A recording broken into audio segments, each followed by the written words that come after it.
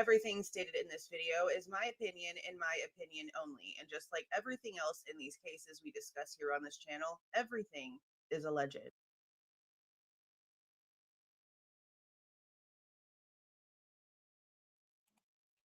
Hello, hello.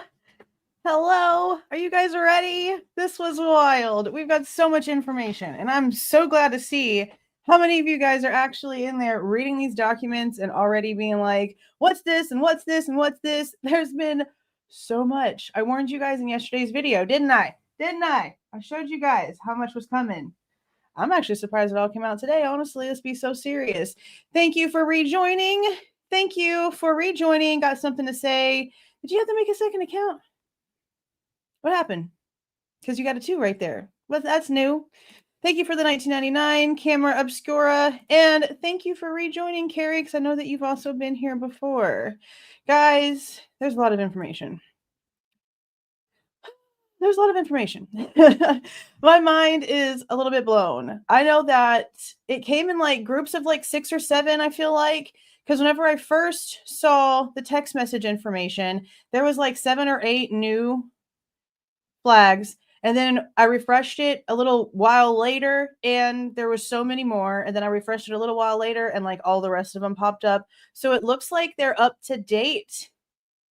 It looks like they might actually be up to date with all the filings. So we're going to go through these the same way that we did it before, as much as we can in blocks so that we can go through them and really pay attention to the specifics of what's happening so that there's nothing misinterpreted, misconstrued.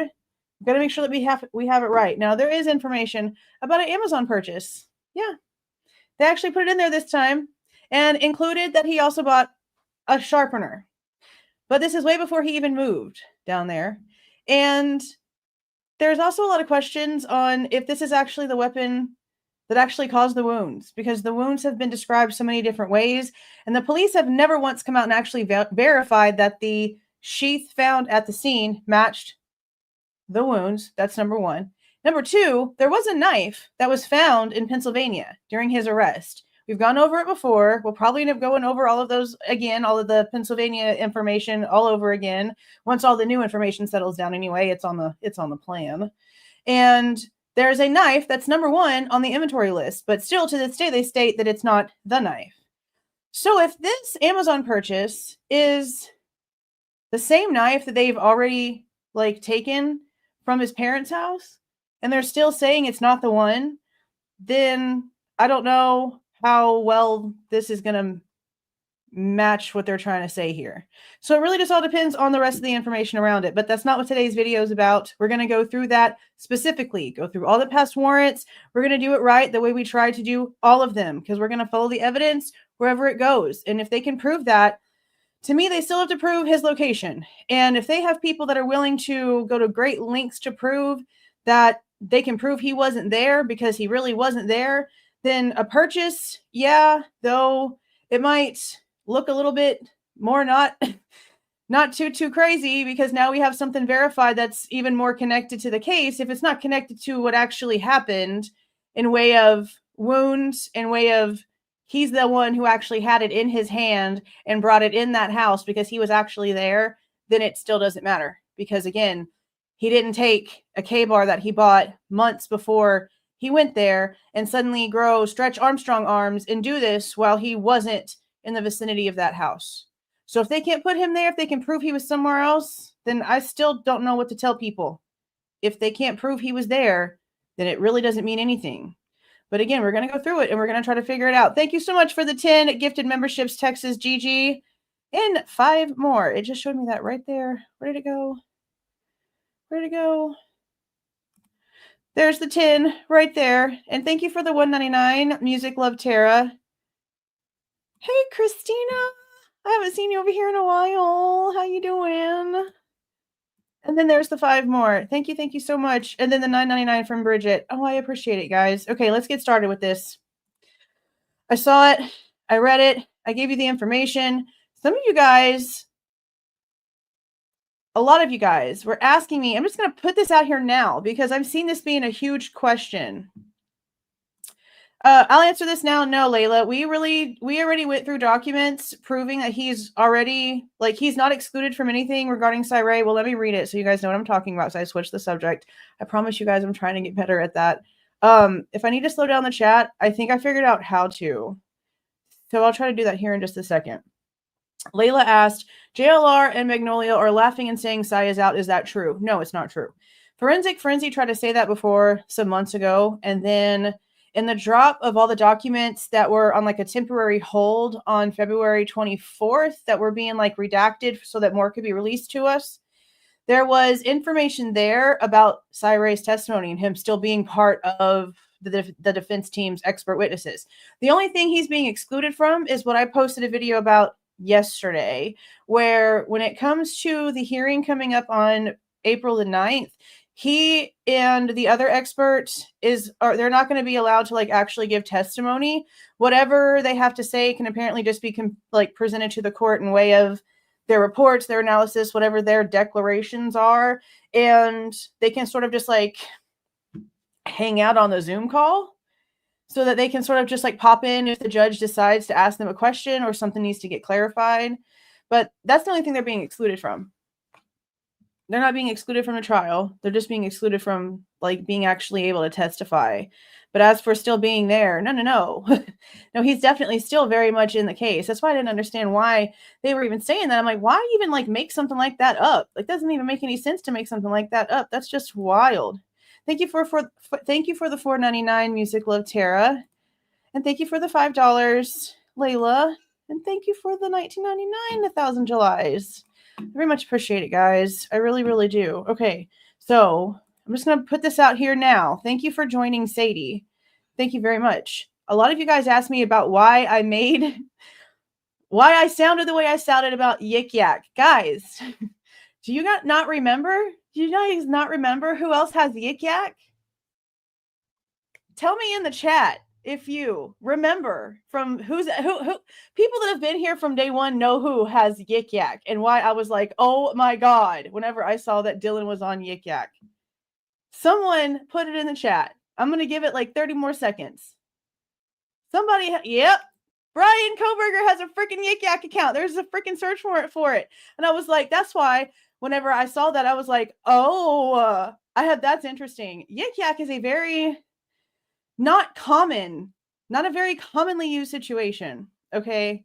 Not a very commonly used app. It was even like in trouble a long time ago because it was really bad for bullying and it was like banned from use. And then somehow, some things changed and it got to come back. So now we have Dylan on Yik Yak early in the morning and we have a search warrant for Bryan Kohberger, and I'm going to show you guys because I always bring the receipts. So I'm about to show you because I've been waiting all day after reading y'all's comments to be like, holy crap, people don't remember. That's wild. But I remember like my channel was way smaller when this information came out because this came out so long ago. Let me show you guys. This is important because this is a very small, not like, I don't really even know if people really use it for realio. Like it's, let me pull it up. Let me pull up something about Yik Yak. Hold on. What is Yik Yak? I actually did a video about it before whenever we did the search warrant, like whenever the search warrant first released, but it's been so long I don't actually remember. What is the Yik Yak app? Hold on.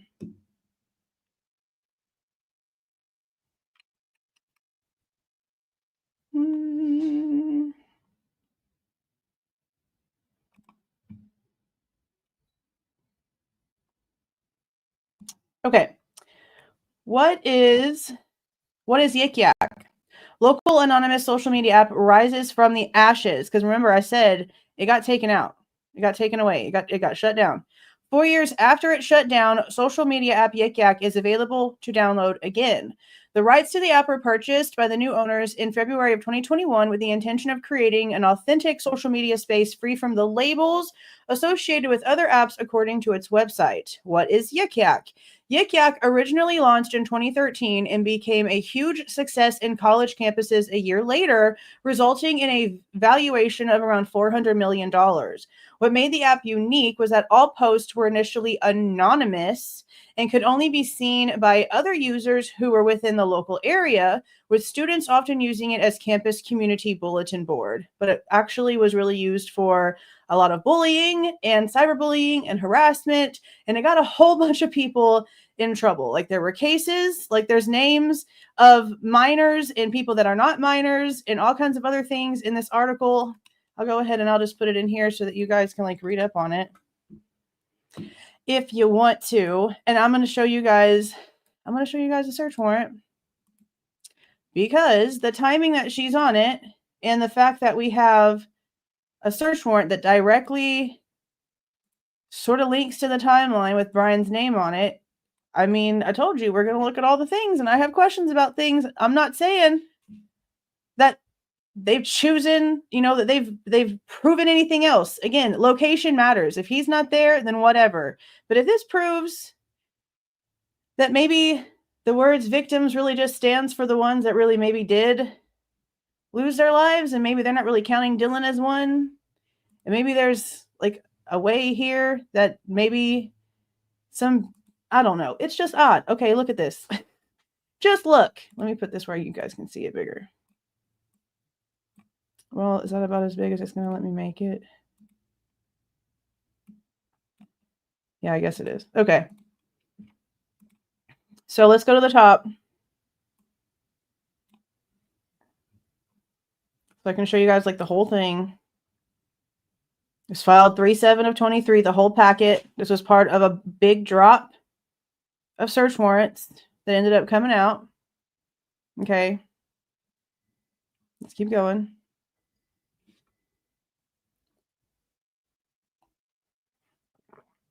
On January 25th of 23, Lawrence Mowry obtained a search warrant for Yik Yak.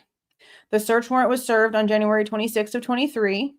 And on January 27th of 23, he got the email with all of the data. And this is probably a fed that ended up, getting the rest of it, because that's how it normally goes. Now, this right here is blanked out, like it's whatever with the IMEI, but we know that it's for Bryan very specifically, because it tells us, I'm sure some of you saw it whenever it first opened to that page. It tells us right here, this is Bryan Kohberger's account. This is Bryan Kohberger's account. So again, I find it very interesting because part of the insanity that is now these text messages, which I still find it so interesting, that the state chose to be shady in this situation as well, when they could have actually chosen to finally maybe like show us they weren't going to be shady, if that makes any sense. Because whenever they released their information, I'm going to try to make these as big as possible, okay? When they released their information, there was stuff missing. It was noticeable. It didn't make any sense. We had more questions. Now, knowing the truth is no better. Okay, let's be so for real. It is no better. All right. I'm just wowed. I really just don't know what to say. I've been literally just kind of like going through this in my head since I posted that video. There is so much here. I have so many questions, but the Yik Yak thing is interesting, and I'll just jump to that real quick before we start from the beginning and go all the way back through it, because dear old Dylan at 11:35 in the morning jumps on Yik Yak, and I just find it interesting. That's all I'm saying. Okay.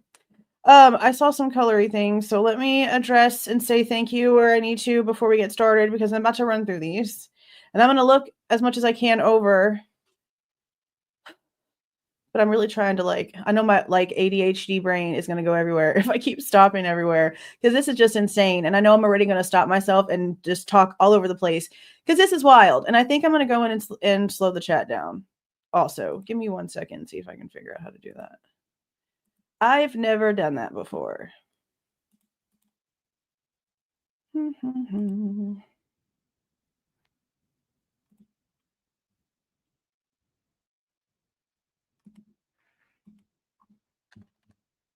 We'll make it short. 15 seconds. Maybe that'll be good. I see it's going pretty quick. There's some cray-cray stuff going on. Okay. Thank you so much, Jackie, for the 1999 super sticker. And thank you, Andrew, for the 25. Hey, Jules, great thing to see you for your content. Very much appreciated. Well, thank you so much. And you gifted 20 memberships. That's awesome. Thank you so much. Congratulations to you guys that got those. Okay, these are wild. You ready? Now I put it 15 seconds. So hopefully that's good enough. You guys ready? Let me try to get this, like, I'm trying to make this as big as possible, but StreamYard only lets me do so much. And it doesn't really like to play. So it's probably about as good as it's going to get, guys. Okay, let's go. Now remember, we found out some very ridiculous information about Dylan and dear old Eric, because we had no idea that there was any text messages between Dylan and the person who dropped the girls off. And it was just really strange that she would have to ask him if he was out driving when the girls had been home already by the time she had texted him. Because she could have just asked one of them, hey, was Eric the one that dropped you guys off? Or, hey, who dropped you guys off? Like, you know, what we didn't know at the time is that he responded. So this shows us that at 2:10, like we were told, Dylan texted Eric inquiring if he was out driving. And at 2:13, just 3 minutes later, well, actually less, 2.5 minutes later, he texted her back confirming that, yes, indeed, he was out driving that night. Now, there's a time gap right here from 2:13 to 2:53 where Maddie calls Bethany. What else is happening at 2:53, guys? Let me open my timeline, because now I'm not doing it on this live. Not happening. But I'm going to have to go into this dear timeline of mine now and put all of these in here. Okay. So what else was happening around that 2:53 timeline? That's the time we're looking at, right? See, I'm already like ADHD as hell. 1 second. I need to get all this stuff out of here. Way too much happening. 2:53. What else is happening?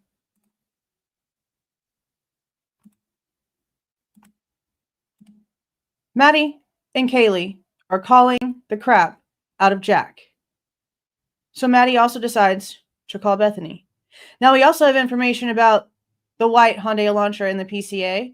And at this point in time, according to the original probable cause affidavit, what they're considering a white Hyundai Elantra that's associated with this case is driving in Pullman on Nevada Street, going towards the main highway. So this would be technically before, I guess there's like a discrepancy on which way he would have turned, because according to everything the defense has, it's the opposite direction of what the state's claiming. And apparently they can prove it. So that's interesting too, to kind of like think of both of them together. But while this is going on, she's also calling Bethany. So I don't know if this is like the only call, because notice like the gap right here. I don't know if that's going to be like the only call there, or if there's more. Because if there's more and Maddie and Kaylee's phones end up actually calling more people, because just because the defense is giving us more doesn't mean that this is it. Let's be so serious. We don't know if this is everything. This just says Mr. Kohberger here and provides a more complete but not exhaustive view. Okay, so this isn't all of it. Pretty positive this is not all of it. So there's gaps. So who's to say that there's not multiple calls to Bethany and multiple calls to other people from Kaylee and Maddie both, the same way there was multiple calls to Jack from both of their phones? Is it going to be able to be explained away as normal if that ends up being the case? Because so far, nothing here has been normal. Well, literally nothing. Nothing has been normal. So then we have almost an hour, and then all of a sudden, Dylan creates a brand new contact in her phone. Now, this is literally like minutes before like stuff would end up apparently like going down. This is like, okay, so Banfield call is like what, 3:01? I don't know the timestamps on the Banfield cameras. I just know that it goes on for like a minute. So who in the frick is this new contact that she's putting in her phone just minutes before the situation apparently goes down, but while there's a whole bunch of cops just like hanging around campus, and after she done confirmed with the driver that he's out driving around, like, did he take her somewhere? Did she go out somewhere else and like meet somebody and then get a number from somebody, or what is going on with this? This is so strange. This is so strange. So then at 4:19 is where we start getting into sort of like the information that they had already given to us. But it starts off with Bethany making a call to Dylan, not Dylan being like hurrying up and trying to call Kaylee and see sort of what's going on the way that the state sort of put it. The defense is starting it with Bethany, which is interesting because what do we know? Bethany apparently has something exculpatory. So I guess it makes sense that they're starting it with Bethany. Okay. So then from Bethany calling Dylan, it goes to Dylan calling Xana first. Not Kaylee, but calling Xana. Then Dylan calls Kaylee. Then Dylan and Bethany have a 41-second phone call. Now, it says later on that there's also like a 20-something second phone call, but for some reason, I don't think it's in the actual timeline itself. It just mentions it in a paragraph after the fact. So after this 41-second phone call, Bethany then calls Xana, and then Dylan calls Maddie, Bethany calls Maddie, and then Bethany calls Ethan. Now, I'm also wondering, like, are they not hearing the phones ringing? Like, are they not hearing the phones? You'd think that they'd be hearing the phones going off. So then at 4:22, Dylan to Bethany then texts. No one is answering. This is like the portion. This is the portion we've pretty much already seen. So then, yeah, so Dylan says to Bethany, no one is answering. Dylan says to Bethany, I'm really confused right now. Then Dylan to Kaylee. Dylan to Kaylee. What's going on? This is where we see Snapchat enter the scene. But we don't know here is if she's trying to message one of the roommates or if she is at this point messaging an outside source. We don't know because it doesn't give specifics, just says Snapchat. At 4:23, Bethany to Snapchat. Now, again, this is after the car is already gone. Okay, because remember, the car, according to the PCA, the one that does the 3-point turns and all the things, leaves at 4:20. But at the time, remember, at the time that all of this shit's going on, Murphy is apparently barking his head off, and according to testing done by the police, from outside the house. While everything that I'm reading to you is happening, because it goes on for another 30 minutes, apparently, after the car leaves. That's almost to 5 o'clock. That's almost to 5. That's a long ass time. Okay. A long time. So then we have at 4:23, Bethany says to Dylan, yeah, dude, WTF. And then at 4:23 again, Bethany says to Dylan, Xana was wearing all black. So again, I don't know where this answer is coming from, unless it's coming from this 41-second conversation that they would have had, like 2 to 3 minutes prior to that. And she's just like responding, maybe thinking about what she was being told. I don't know. But again, there's nothing that like sort of like references that in the messages itself that would be like needing to be answered. So to me, it still sort of like feels like it's missing something. I don't know. And then at 4:23, Dylan to Bethany, I'm freaking out right now. Dylan to Bethany, no, it's like a ski mask almost. And then Bethany to Dylan, STFU, shut the F up. And then Bethany to Dylan, actually. Dylan to Bethany, like he had something over his head and like mouth, which we know that it was like she saw nose and eyes only. Which again, if she pulled up his mugshot whenever he got arrested, and she didn't recognize that nose structure, like I don't see. I'm sorry, but like his nose is really, really big, and his like sockets and stuff are like deep set. That's why I don't really feel like he has bushy eyebrows, but it's just more like pronounced. But there's no way that she wouldn't recognize that structure if that was him, in my opinion. In my opinion, okay? Because there's just no way. In my opinion, there's just no way. So then she says, Bethany, I'm not kidding. I'm so freaked out. At 4:24, so am I. Bethany to Dylan, so am I.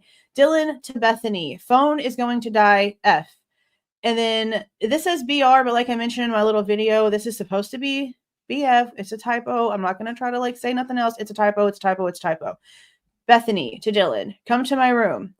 Bethany to Dylan, run. Bethany to Dylan, down here. Dylan calls Ethan. So again, she's on the second floor. And even if the room door was shut at this point, and even if her room was shut at this point, in like the middle of the night, if at this point the person, if their person, according to the states in the car that's done took off, then there wouldn't be any noises. So you'd hear the phones.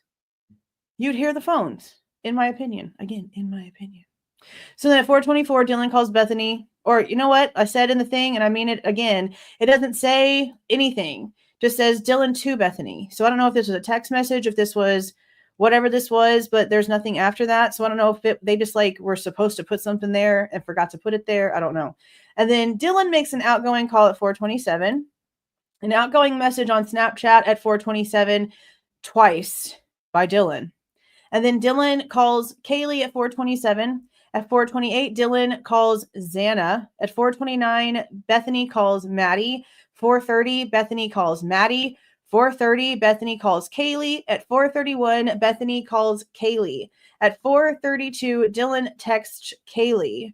And at 4:34, Bethany accessed Snapchat. So then we have the very last piece before we have like a 3-hour gap. Bethany accessed Instagram at 4:37, and at 7:30, Bethany calls her father. Isn't that insane? I'll stop for a second and see what you guys are talking about so far. I find this wild. There's like, how are you not hearing the phones? I mean, yeah.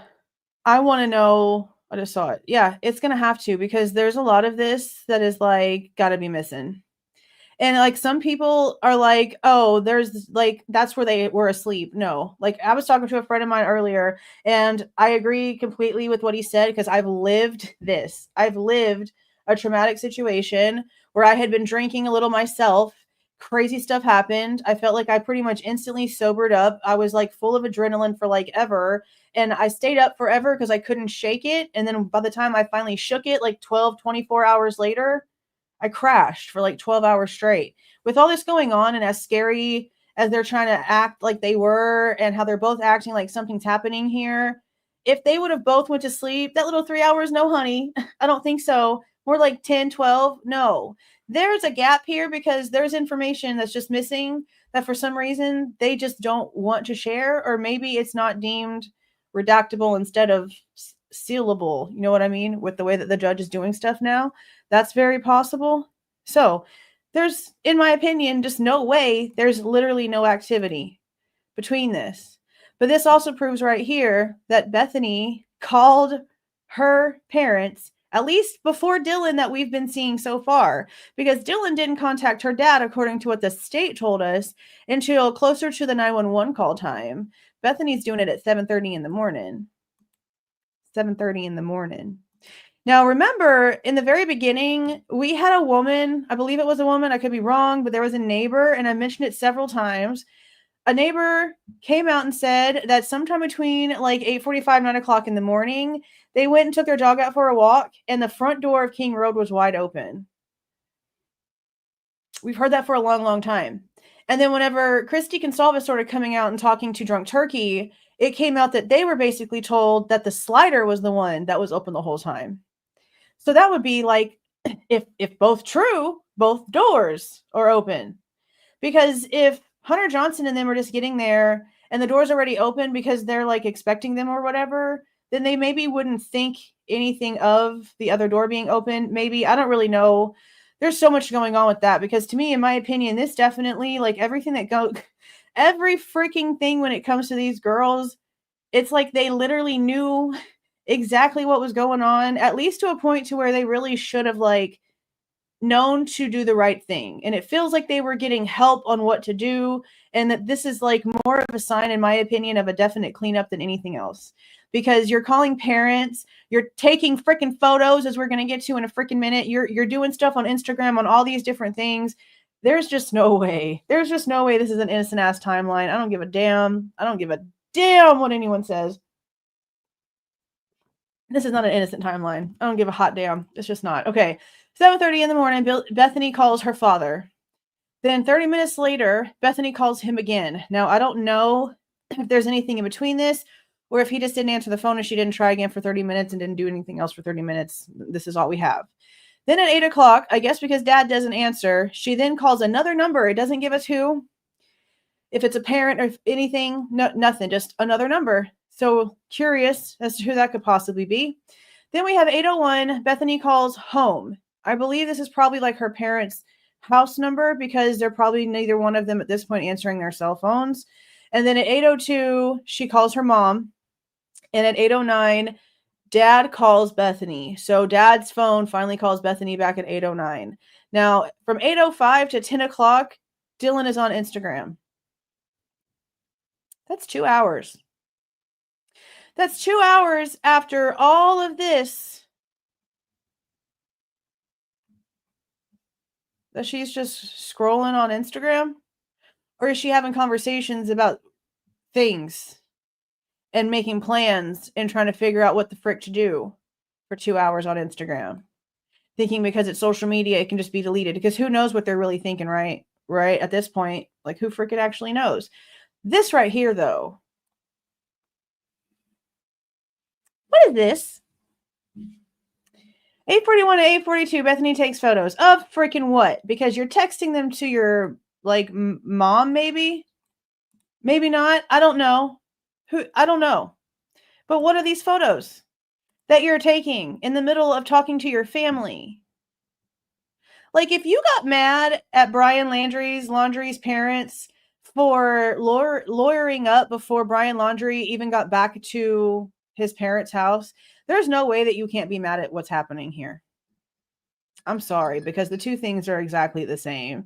Like, there's no way they're not calling their parents and telling them what the frick is going on and showing proof of the situation and doing all that they can to, like, clean up whatever the hell is happening and not getting advice on stuff for just, like, there's no way. This timeline goes on forever. Like, this is insane. And you know what? This could be like an attorney. This could be like the family attorney. Can't get a hold of her dad. Let me call my lawyer. We don't know, bro. Literally.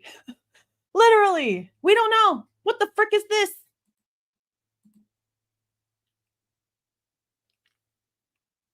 This is wild. This is wild. This is insane. All right. Just the timing of the photos. And then we got and Dylan on Instagram. Okay. Now, at this point, these two people are supposed to be like in the same room together, okay? Because of what we've already heard, this whole like, come down here.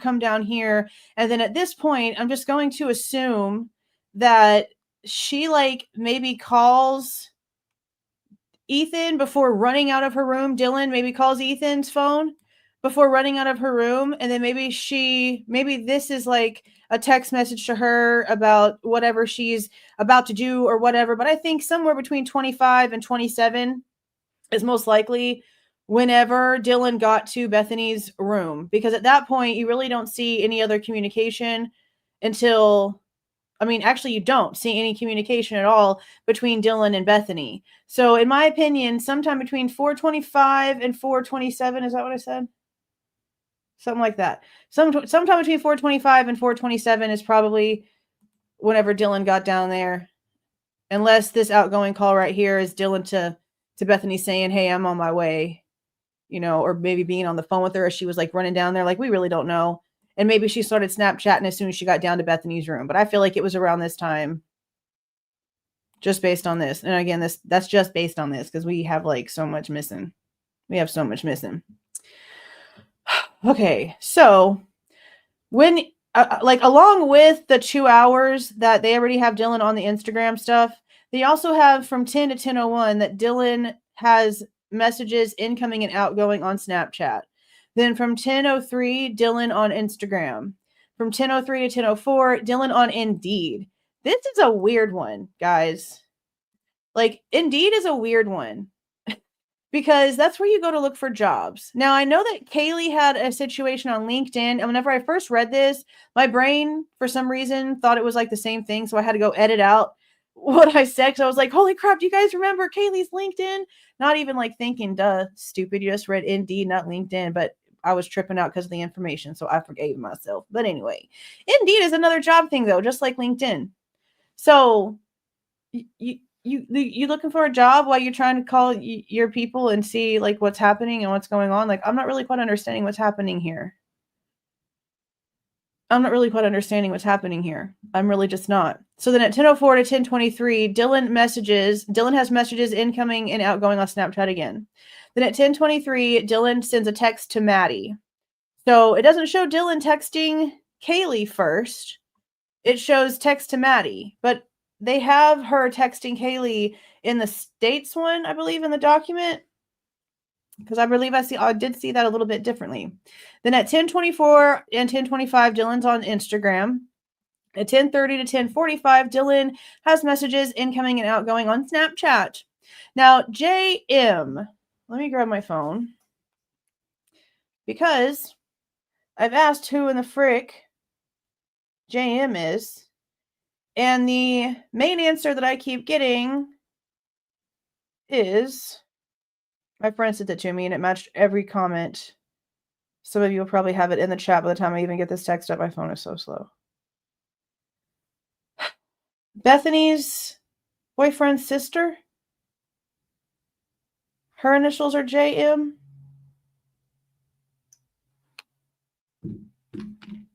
I don't want to like say the name out loud. So is that okay? So is that person?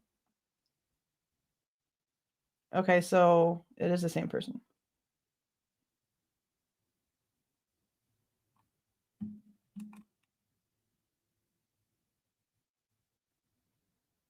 Why that person though? Okay, so why contact her boyfriend's sister instead of contacting her boyfriend?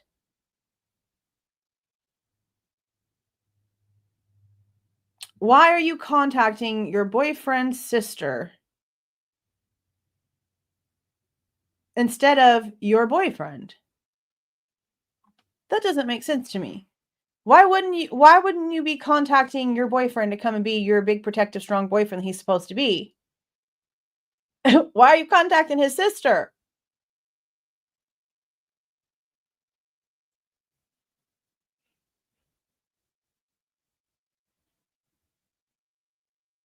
Jackie said because he was probably with her. Yeah, but it doesn't say she even tried to get a hold of him.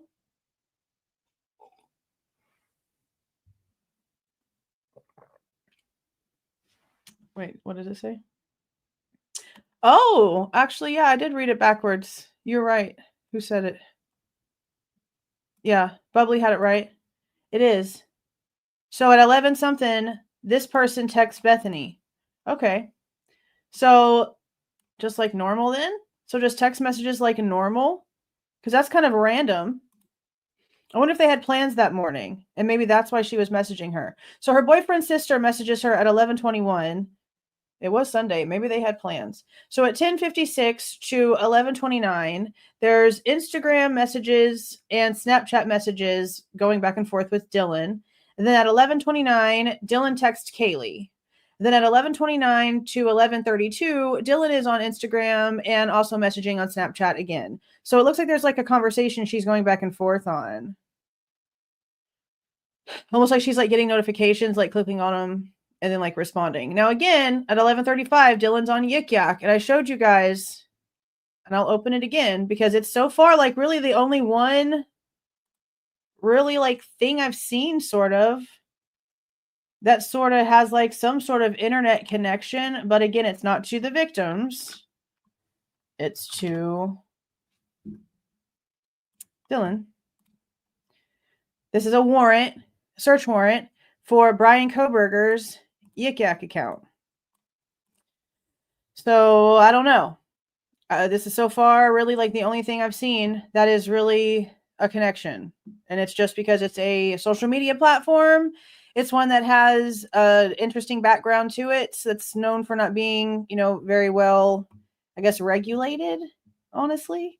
It's mainly like a student platform, but it's really not like the first one that gets recommended for a lot of people. So I don't know. I just found it interesting, and we show all the things interesting. So I find it interesting that she got on Yik Yak at 11:35 in the morning. And then Dylan was on TikTok at 11:36. And then Dylan was on Snapchat at 11:37. And then Dylan and her dad had some text messages exchanged. We had that from the state's information at 11:39. And then at 11:49, Bethany then calls JM back. So JM is the J that we had in the state's information where, or at least in the previous information, where they didn't have two initials, they just had one. And we knew that they had JD's for Jack Ducour's initials on another one. When it came to Hunter Johnson, it was HJ. So we knew that it wasn't, either of them. And it really only made sense to kind of wait because we really couldn't figure out who it was. And there was also speculation about what bro meant, because that's the only thing that it showed us was bro. And apparently, which, I'm almost 37, so this is out of my range of like knowledge about how people talk. But apparently bro can also mean just like BRO for be right over around that time frame. So that's possible too. It makes sense for the situation that, people were summoned over and now someone's saying I'm on the way. So does that mean that her boyfriend's sister showed up that morning? I guess maybe. I guess we can assume that. So far, we really only know that it was Ethan's brother and sister, and then Emily and Hunter, the other Hunter. But I'm pretty positive that there was more. I mean, they were on social media and talking to people for hours and hours and hours. And again, this isn't everything. This is just a more complete, definitely not everything situation. Okay, so then, yeah, Bethany calls JM at 11:49. Then at 11:50, JM sends a text over to Dylan. So JM is now messaging with both of the girls at the same time, pretty much. 11:44 to 11:50, Dylan's on Instagram. At 11:50, Dylan calls Emily. Then at 11:51, this person texts Dylan. Then at 11:51, Bethany texts, what is this person's name? I'm just going to say her name. It is Jenna. I'll use her first name. Because it makes, I don't want to say her name in case it's wrong. Like, I know for a fact the other ones are legit. So I really am just not going to say her name because I'm just not positive. Because it could be somebody we don't know. Because there's main suspects and other things. I'll show you guys the selfie after we're done going through these messages. Yeah, I just don't know. For sure. Okay, so we're just going to keep using JM. Like I said, I know for sure the other ones. I'm not positive on this person because it could be somebody different. We just don't really know. Okay. At 11:51, JM is now texting Bethany. JM texts Bethany. Bethany texts JM. JM texts Bethany. They go back and forth. Like there's something happening right here. And then very soon after is whenever the 911 call ends up happening. So at 11:54 to 11:55, JM sends 3 more text messages to Bethany. And then Dylan is on Instagram, like while the 911 call is happening. Because the 911 call, this is even still kind of wrong though, I guess. Well, maybe it was closer to 11:56, but whenever the 911 call picked up, it said 11:55. Which I don't know why they've been telling us 11:58 this entire time, whenever 11:55 is an actual round freaking number. So why not just tell us 11:55? It didn't even end at 11:58. It ended at 11:59. So it doesn't even make any stupid freaking sense. But if you look right here, it says that the call was at 11:56, but we also know that's not accurate. But look at the end time for Dylan being on Instagram. So Dylan's on Instagram while the 911 call's happening? Is that what they're trying to tell us? Because that's a little bit wild. Okay, so I'm going to read the end of this, and then I'll show you guys the selfie, because it's freaking edited. Either that or he's using filters on his own selfies, but we know that they manipulate stuff, and I just feel like they have a really crap filter on it, in my opinion. in my opinion. Okay. The state has selected text messages as excited utterances and present sense impression. The total of circumstances defeat the state's request. There's a siren. Bethany and Dylan texted each other a handful of times, and then they were in the same bedroom. They were together with the ability to talk to each other. They were not asleep for 8 hours. The messages the state seeks admission of as exceptions to hearsay began what they call any message about being confused. After texting each other and unsuccessfully speaking with any of their roommates, the pair were together. The state is looking at the messages with the benefit of hindsight. The analysis has to be done in the moment of the utterances were made. Text messages in this case. Dylan first claims confusion, then after communicating with Bethany, claims fear to leave her room. Despite her stated fear of leaving her room, she does so and joins Bethany downstairs. To get to Bethany's bedroom, Dylan passed the front door of the residence and didn't freaking run to safety.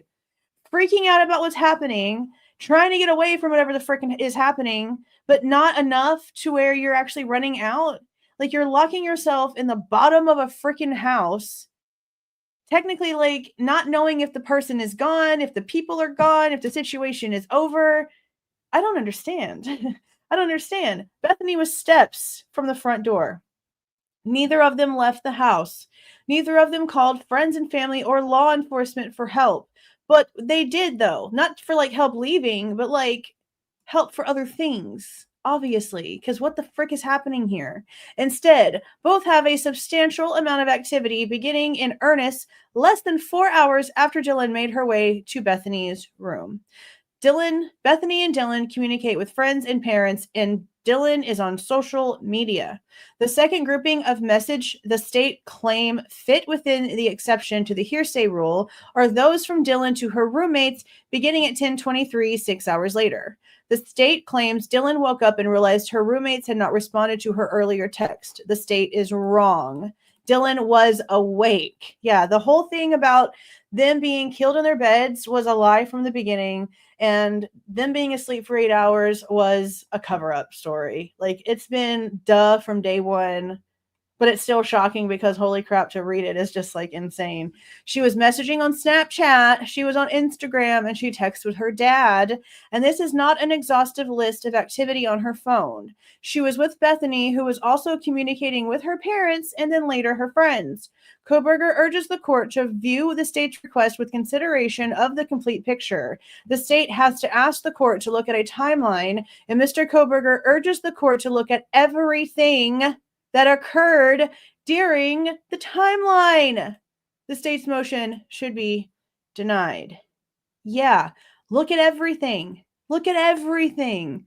Isn't this just insane? The stuff that was actually happening here. Regular ass phone calls and text messages. I mean, if you didn't know what you know, this would look like a normal day, you know? But you can't, like, start 7:30 with Bethany calling her dad, you know, like any normal Sunday morning maybe, and, like, know all of this and say, oh, they didn't know better. They had no idea. They both were very aware. Every single person that lost their lives that night were called by both of these girls. And neither one of these girls ever got confirmation that any of those people were okay, were still breathing, were still home, needed help, no nothing. And they both collectively just decided to just go get some beauty rest. No, miss me with the bullshit. That's not what happened here. That is a lie. I don't give a damn. That's a lie. That is such a freaking lie. Okay. So you guys want to see the selfie. Now, the selfie is going to come back up. The selfie is going to come back up. How long have we been on live? Maybe we'll just do this one now. Only an hour. Maybe we should do this one. I don't want to read all of the... No, I'm not going to do this one yet. I'm going to show you guys this stuff, though. I don't want to read all the, like, factual stuff, like, on a live. I want to go through all of the documents and highlight all of the very important things, like the things that are said like this, right? I don't want to read all the rest of the stupid stuff that is just repetitive information that we already know. I want to go in and get, like, the facts. the case facts and only talk about the case facts. So I guess maybe I could do that with this one, but this is an 18-page document. And again, it's only been an hour, so maybe we'll go through it. Well, just maybe. We probably will. But this is the selfie they're talking about. Now, this is posted to the response for like the bushy eyebrow situation.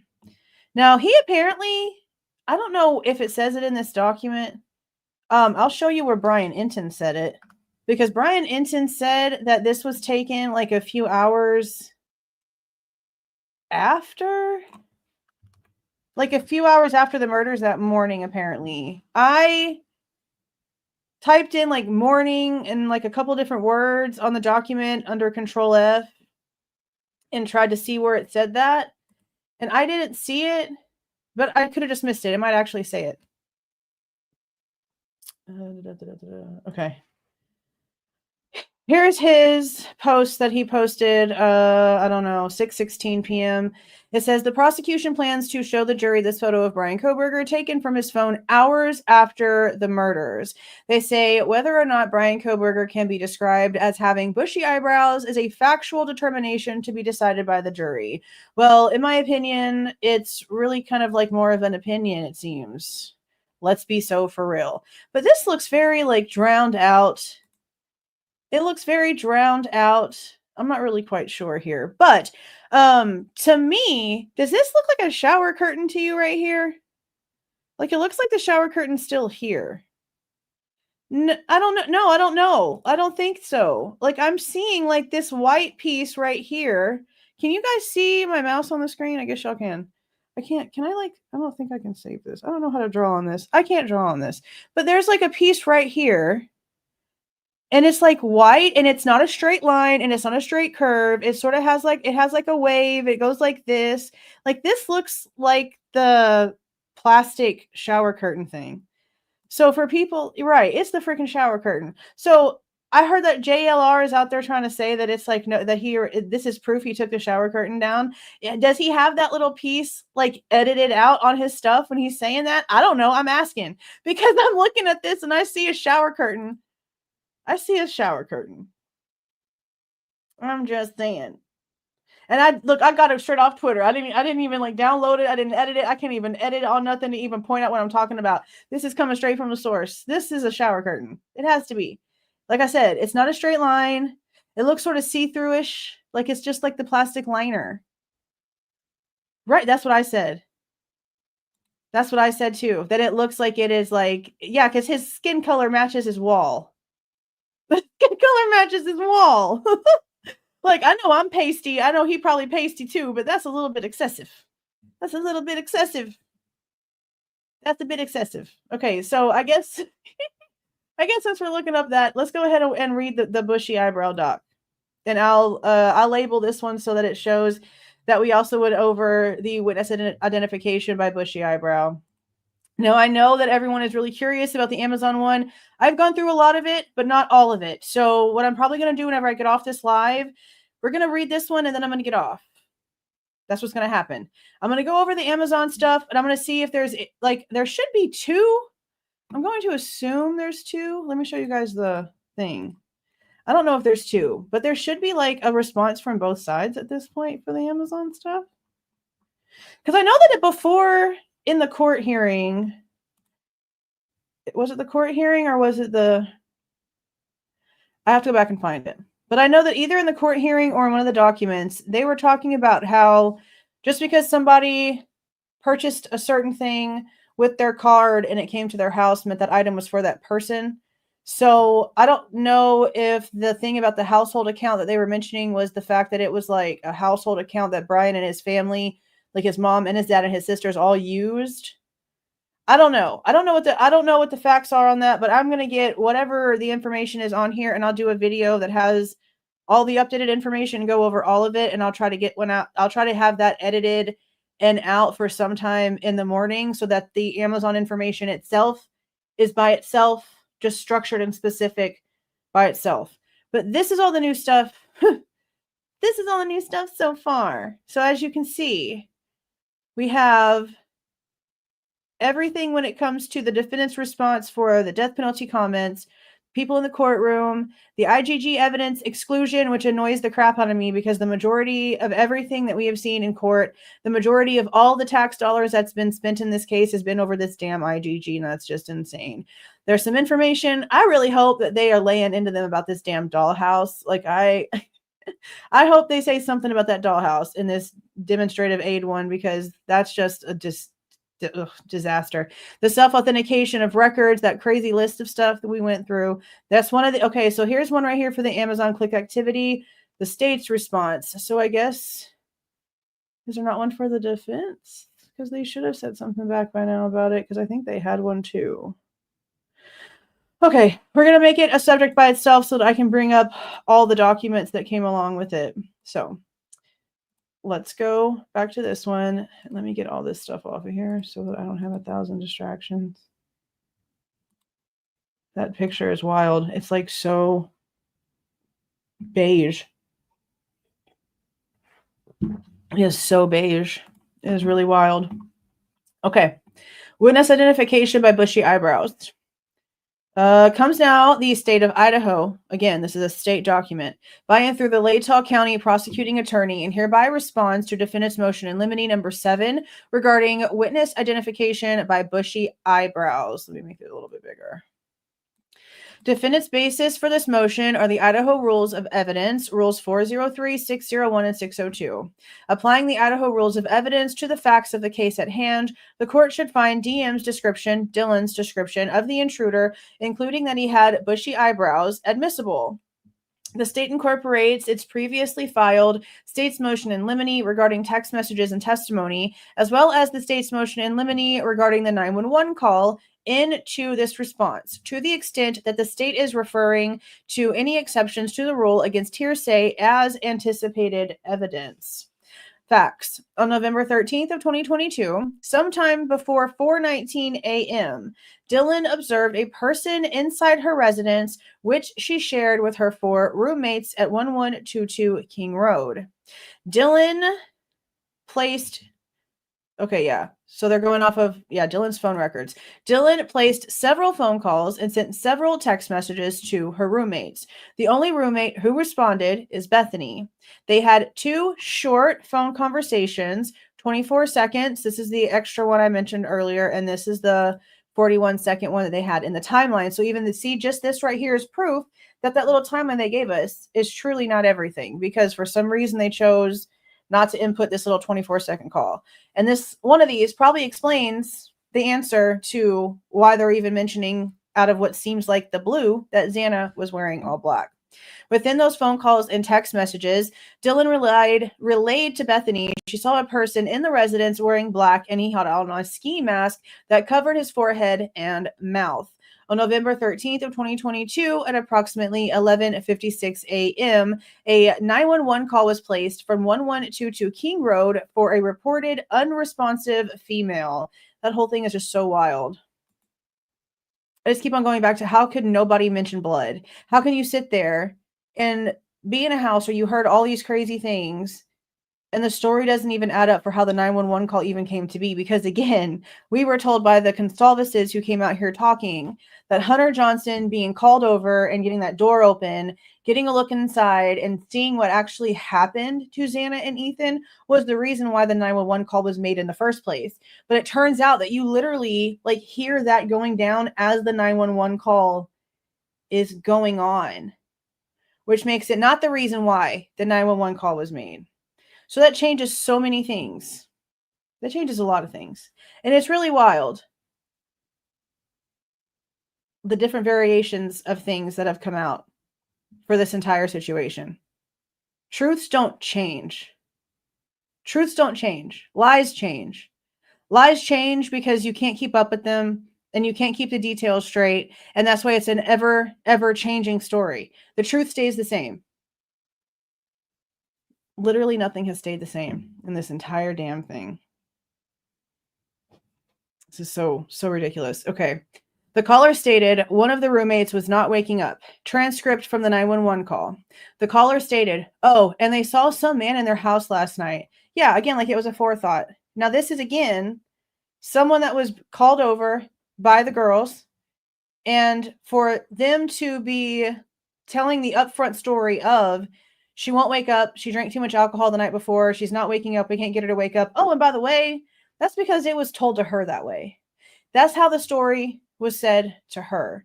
With the fact that somebody might have been or might not have been or maybe had been walking through the house as an afterthought to underage drinking, because she was 20. Xana was 20 at the time. Underage drinking. Now she's unconscious. Now she won't wake up. That was the main story. Why? Don't you think that Dylan should have been screaming and freaking out to the people that she's calling about the person that she saw and not even thinking about the fact that somebody had been drinking the night before? Like, why would that be your main thought? Is that, oh yeah, she was drinking. That's what's going on here. I'm sorry. No, that just doesn't add up. That doesn't add up at all. Then Moscow police responded to the scene. Yeah, fairly quickly, honestly. The same day at approximately 12:09 p.m., Moscow Police Department officer Mitch Nunez took a statement from Dylan on scene outside of 1122 King Road. Dylan told Officer Nunez she saw a male, not insanely tall, wearing all black and a mask that was just covering his forehead and mouth. Defendant's exhibit, I'm not going to read the exhibit numbers. Later, Dylan repeated the description. He was a little bit taller than me. I'm sorry. But, see, this is where I have an issue, because I want to say there's just no way that she would describe him that way. But I really can't say that with a certainty because of that step. So I guess it really would all depend on where the person would be in regarding that step that would lead up to where Dylan's room is. So I guess I can't argue that one too hardcore, I guess. But still, it doesn't really still add up to me. Because again, the face right here, this face structure you would recognize. In my opinion. Like, his nose is absurdly large, like compared to normal people's faces. And his eye sockets are way deep down, like way deep set, and everything up here protrudes more. To me, it's very distinct. I just don't see how she could see it and it not like trigger some sort of like memory, if that's really who she saw. And again, we also have to remember, even if Dylan did see one person, it doesn't mean that that's all that was there. We have to remember that too. Regardless of who the one person might be, that doesn't mean there was only one person there. Because to me, I just don't see how that's possible. Anyway, not insanely tall, wearing all black, and a mask that was just covering his forehead and mouth. He was a little bit taller than me. I couldn't really see much of him. And I'm almost positive he was wearing a full black outfit, and he had this mask that was just over his forehead and his mouth. Dylan gave the description a third time, repeating he had a mask. He was an inch or two taller than her. But then she said he was a basketball player kind of skinny. Oh, I guess so. Maybe not like in tallness. Because now she's being specific. Now I can just throw everything else out the window I just said, honestly. Because now she's being really, really, really specific. An inch or two taller than her. Okay. He was basketball player kind of skinny. You mean like lanky and long? What does that freaking mean? Is that what that means? And a voice she did not recognize. Well, yeah, we knew that part. The same day at approximately 1:47 p.m., Dylan was interviewed at the Moscow Police Department by Detective Lawrence Mowry.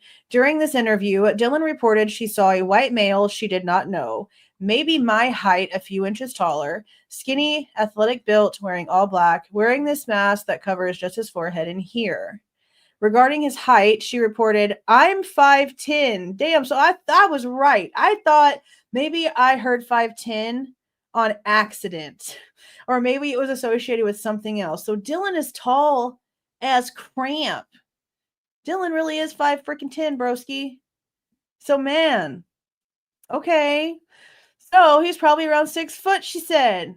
Dang, she really is 5'10". I forgot all about that being real. She reported, I don't remember what his eyes looked like either. I didn't recognize his eyes, but definitely a white guy. But remember, what she said was really crazy, because she said majorly one eyebrow, that it didn't speak to her, it didn't come towards her, and that he was white, but she didn't know how he was white.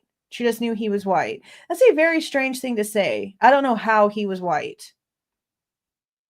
That's just too weird. Okay, 4 days later, on November 17th of 2022, Dylan was interviewed by Idaho State Police Detective Victoria Goop and Moscow Captain, then Sergeant Dustin Blaker. That's the other probable cause affidavit that we have. The comparison thing I was supposed to be doing that I got like 90 minutes of, and then it got deleted because I'm not as organized as I really want to be. And then stuff happened after another 90 minutes got recorded and we still haven't done it. So eventually we're going to do it because there are some differences, but it's more like how ridiculous the copy and pasting is of these two probable cause orders, because we were told recently that it was basically just like one big, huge, like living document. So it's like they didn't care that they were using different versions of it or even bother to make sure they were using the same version of it for things, because there's a lot of differences, but there's a lot of copy and paste too. Like there's a lot. Okay.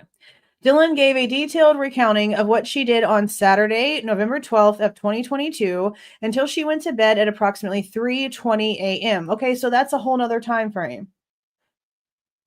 Okay, and there's always been questions about where did Dylan go? What did she do? Like we just now recently found out that she actually got home like around like 1:15. Like, because I think we were told, what was it? Like 1:45, I think it was. Everyone was home at like 1:45. But they've been really kind of quiet about everything when it comes to Dylan. So now approximately 3:20, she's actually like in her room, like laying in her bed, apparently. Sometime between 4 and 4:20, Dylan woke up and heard a male's voice, a voice she did not recognize, say, "It's okay, I'm going to help you." Like straight out of her sleep. I don't know about that. I don't know. Okay. Dylan opened her door and saw. This is where we get a little bit more information. This is like what seems like more of a big quote from her interview. Someone, because from my mind, it's like I was almost wearing these like blurry glasses. Like it's fuzzy and cloudy, but it was like a figure of something wearing all black. And it was like they had a ski mask that was covering their forehead and their chin and mouth. But I could see the eye. All I remember was seeing their eyebrows. And I don't remember what their eyes looked like, but I remember their eyebrows. I don't remember the color the eyebrows were. I just remember like bushy eyebrows. That's all I could think about. Dylan described the male as not skinny tone, that basketball kind of type. I'm not sure what that means. I don't follow basketball. Like I have an idea, I guess, but that's the first time that we've heard that very distinct like description. Like why didn't they just tell us that's how she was describing the person to begin with? Like why leave out the fact that it's a basketball kind of type? How many basketball players are in the frat? Maybe that's why they left it out, to like make people not speculate on things. Who knows? Dylan stated she's 5'10", though she thought the male was around 5'10" and then 6 foot, somewhere around there. Dylan stated the male was approximately 3 feet from where she was standing. I would say about 3 feet from what I remember. Again, that could be off because I obviously probably still a little bit drunk. I just woke up. I don't remember fully. Again, she described the male. I know he looked at me because I could see his eyebrows, I think. I think I just saw one eyebrow. I just don't know why or how. Dylan recounted calling and texting her roommate Bethany, and she discussed with Bethany that there was someone in the house wearing all black and a ski mask. The transcript was not included, apparently. Pages 79 through 104 of transcript was not included in the defendant's exhibit. Ooh, so now the defendant is taking stuff out of the transcript? Ooh, now I want to read the whole thing. We're not supposed to be playing those games. We're supposed to have all of it. All of it. And that's a lot of pages. Okay. Dylan conveyed to the interviewers that the facts didn't fully make sense to her and she didn't know how to explain everything. Detective Goop explained to Dylan that the important thing was to tell only things she knew were true. That's the most important. Dylan agreed. Detective Goop acknowledged Dylan And then it says Dylan confirmed. Oh, acknowledged Dylan's trauma. Dylan confirmed. Detective Goop and Captain Blaker confirmed the facts from Dylan's memory again. Dylan reiterated. She saw a male figure in the hallway approximately 3 feet from her. He was holding something. He was wearing all black clothes. His forehead was covered. He was wearing a mask. She remembered his eyebrows. Captain Blaker asked what was covering his face, and Dylan stated, I don't know. Weird looking ski mask. It wasn't like the regular ski mask with like eyes. And because I saw his eyebrows and I think I saw his nose and like this part of his face, but I don't know. Detective Goop asked Dylan if she knew what a balaclava was and showed her a picture. In response, in addressing whether she could see the male's mouth, Dylan stated, no. I don't remember if I saw it. Like, I don't remember if I saw his nose, but I know I saw eyebrows, and I don't remember his eyes. I just feel like I can see eyebrows, but I mean, that could be it. I mean, that would make sense why the forehead was covered and this part of his face was covered. And then it says the investigators inquired if Dylan could provide a composite for an artist, and Dylan responded, no, I don't remember what his eyes looked like. I don't remember what his nose looked like. I just remember eyebrows. I don't know exactly what the eyebrows looked like at all, really. I just remember thinking like, eyebrows. Yeah, bushy, but that's all. Like, I don't remember the shape. I don't remember like the color. I just remember like bushy eyebrows. That's the only thing I can remember. On December 1st of 2022, 18 days after the first interview and 9 days before Othram would return their information and the feds would start their IGG work, and also 18 days before they would get the phone call at Moscow Police Department from the feds giving them Bryan Kohberger's name. So December 1st is smack dab in the middle. 18 days both ways. That's interesting. Dylan was interviewed by forensic interviewer Aaron Williamson. Dylan gave a detailed accounting of Saturday, November 12th, 2022, until she went to bed on Sunday, November 13th of 2022. And there's a transcript that again had pages missing. It says to see the state's exhibit, and pages 21 through 31 of the transcript were not included in the defendant's exhibit. I want to know why there's pieces that are not being submitted. That's interesting. Dylan reported she heard a man's voice and it wasn't Ethan's. It was like, it's okay, I'm going to help you. Dylan stated she saw an all black figure about my height, maybe a few inches taller, skinny build, wearing a mask. Dylan described, I don't remember if it was just like one eyebrow or two, but it was just like this bushy eyebrow. See, just like one. It's just weird because of the artwork on her wall. Dylan texted Bethany, there's a guy in all black. See, why don't we have that text message? If they're going to put it in the like in the documents, why give it to us like scrambled eggs all over the place? Why can't they just give it to us all the way? Just give us the whole freaking thing already. This is stupid. Because if I would have gone in before reading this and already put in like all my notes on the text messages and thought that it was complete and then read this document, I'd have been so upset. But this answers why Bethany says Xana was in all black, because Dylan does say there's a guy in all black. So Bethany's just responding, saying Xana was wearing that earlier. And now it makes sense. Because that wouldn't have just been said out of nothing. Something had to make that be what was said. And now it makes complete sense. Again, Dylan described the ski mask. I couldn't see any of his hair, but I remember just like seeing like it was almost like rectangular. Like, not the circle ones. Huh? What was rectangular? What? It was almost rectangular, like not the circle ones. What was? It was rectangular, because I remember seeing like, just like, I don't know how to explain it. Just seeing like this, maybe I'd be able to see like a cross, but I don't remember seeing his eyes. But I feel like his eyes were there. What? I could just see like an eyebrow. I feel like that's how I know he saw me, because I could see his eyebrow. Like if I can see his eyebrow, he can see me. What the frizzak is she saying? Like what? What is she saying? I'm confuzzled. Let me do this one more time. But is it like the hairline? Maybe hairline. Maybe I couldn't see any of his hair, but I remember just seeing like it was almost like a almost rect. Okay, so is she talking about like this part right here? Is a rectangle mask and it's not a circle? Maybe like instead of it being like this, it's more like this. Is that maybe? Yeah, that's what I think too. Yeah, I think that's what that means. Okay. We're not going to reread that because holy crap. Okay. Dylan reiterated. From what I remember, I think he was just like walking past the little wall and going towards the kitchen.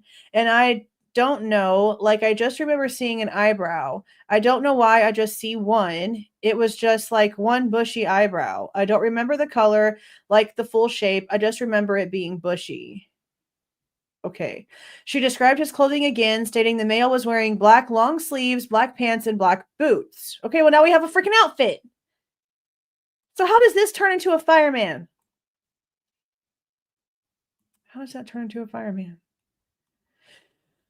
Okay, but that's an actual description. Why couldn't they just tell us this instead of saying like clad in all black and making it sound weird? Why couldn't they just say this right here? That's nice and simple. At the end of the interview, Dylan drew the mask for the intruder. So they had an actual like shape depiction of the actual mask and they still didn't come out and tell us?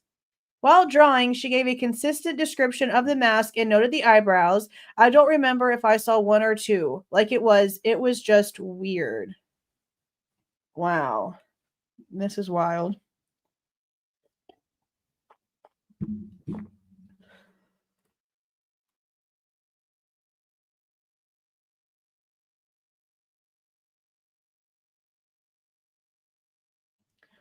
Yeah. I want to see it. And if they couldn't do a composite sketch because she just was like, "No, I didn't see enough." They could have at least maybe tried to do something. Especially try to give a little bit of maybe human shading at least to like the inside of whatever shape of the mask that she drew. I mean, a little bit of something would have been nice, because they gave us literally nothing. On December 29th of 2022, Bryan Kohberger was arrested in Albrightsville, Pennsylvania. The following day, on December 30th of 2022, 47 days after her first interview, Dylan was interviewed by Idaho State Police Detective Joey Lake and Gary Tollison in Coeur d'Alene, Idaho. Dylan was asked about Bryan Kohberger. Dylan was asked, "Have you seen a picture of Mr. Kohberger?" Dylan responded, "Yeah, I looked him up today when I found out." Okay, so she wasn't even like on the phone with the cops. She didn't call them either. Okay, so when she heard the arrest announcement, I guess, she instantly went and looked up the mugshot for Bryan Kohberger. And I guess just like there was no communication between her and the police until after. Because this interview is when she tells them, "Yeah, I already saw his face. Like, I beat you to it," basically, is what happened here. "Yeah, I looked him up today when I found it." Regarding what picture she saw, she stated, "I've seen the mugshot one with the vest thing, I think." The interviewer asked, "This Bryan Kohberger, the person that you saw in this mugshot, is that the person you saw in your house?" Give me 1 second.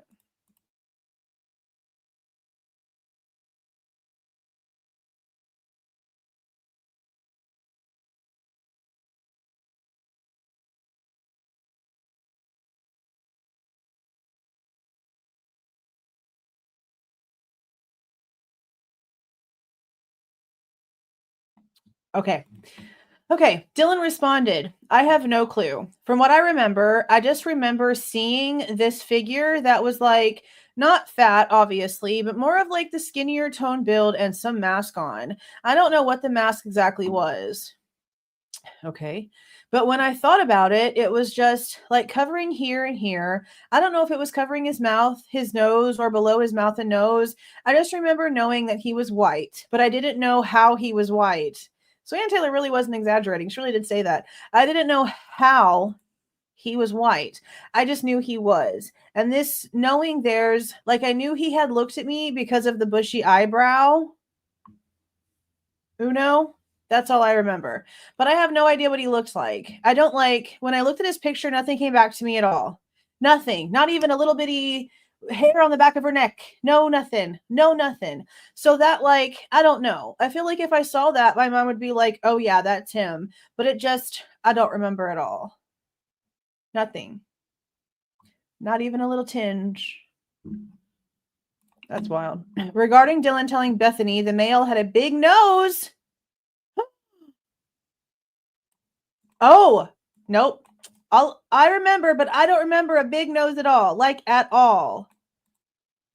So, hold on. But do they have proof that she actually did say that? Because that would change some things, I think, for me a little bit. Only if it's true.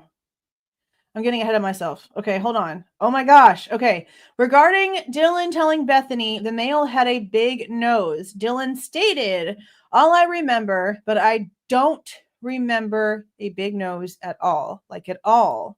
That's like, all I remember is like some bushy eyebrow in all black and some sort of mask, but it wasn't like one of those circle ski masks. That's all I remember. So when did this happen? Or did Dylan say that about the person that was arrested? So you have to watch the wording here. Did Dylan say to Bethany that the male that had been arrested for the murders had a big nose? Maybe that's what's going on here. Because they're not proving anything. Like, they're not showing the text messages where this was said or anything. And now she's saying she doesn't remember that. I need to know. I need to know where that was said prior to this little situation right here. Okay. On May 15th of 2023, 183 days after Dylan's first interview, Dylan testified at the grand jury proceeding for the above titled matter. The grand jury testimony has been a big issue for like such a long time. The defense had to fight like a lot to get the transcripts for that. Regarding November 13th of 2022, Dylan testified she woke up around 4 a.m. to noises, music, and Murphy and talking and or singing. So she's hearing music and singing, and they still had the nerve to tell us that they were asleep in their beds.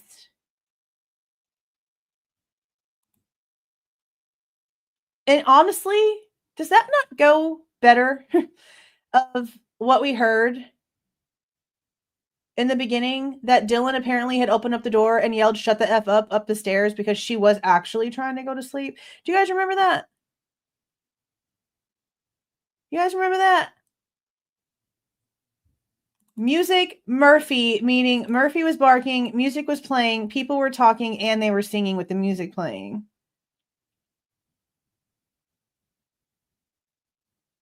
This is wild.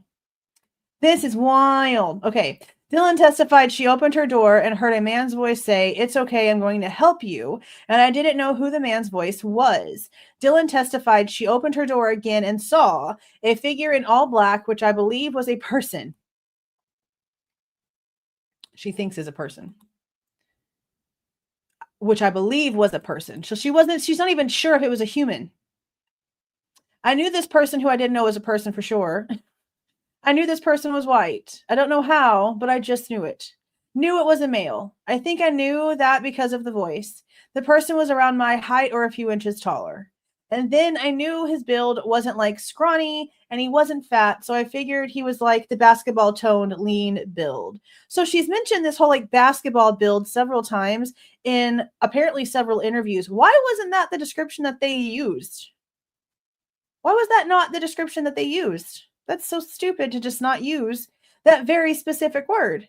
Regarding what the person was wearing, Dylan testified. This is so wild. There was like, from what I think I remember, it was like a black mask, almost like a ski mask, but not. It's just like covered the head and then maybe up to the mouth, maybe more. I can't remember if it covered just the chin, the mouth, or the nose, or lower. So she doesn't actually know if she saw a nose or not then. No effing way. Is he for real?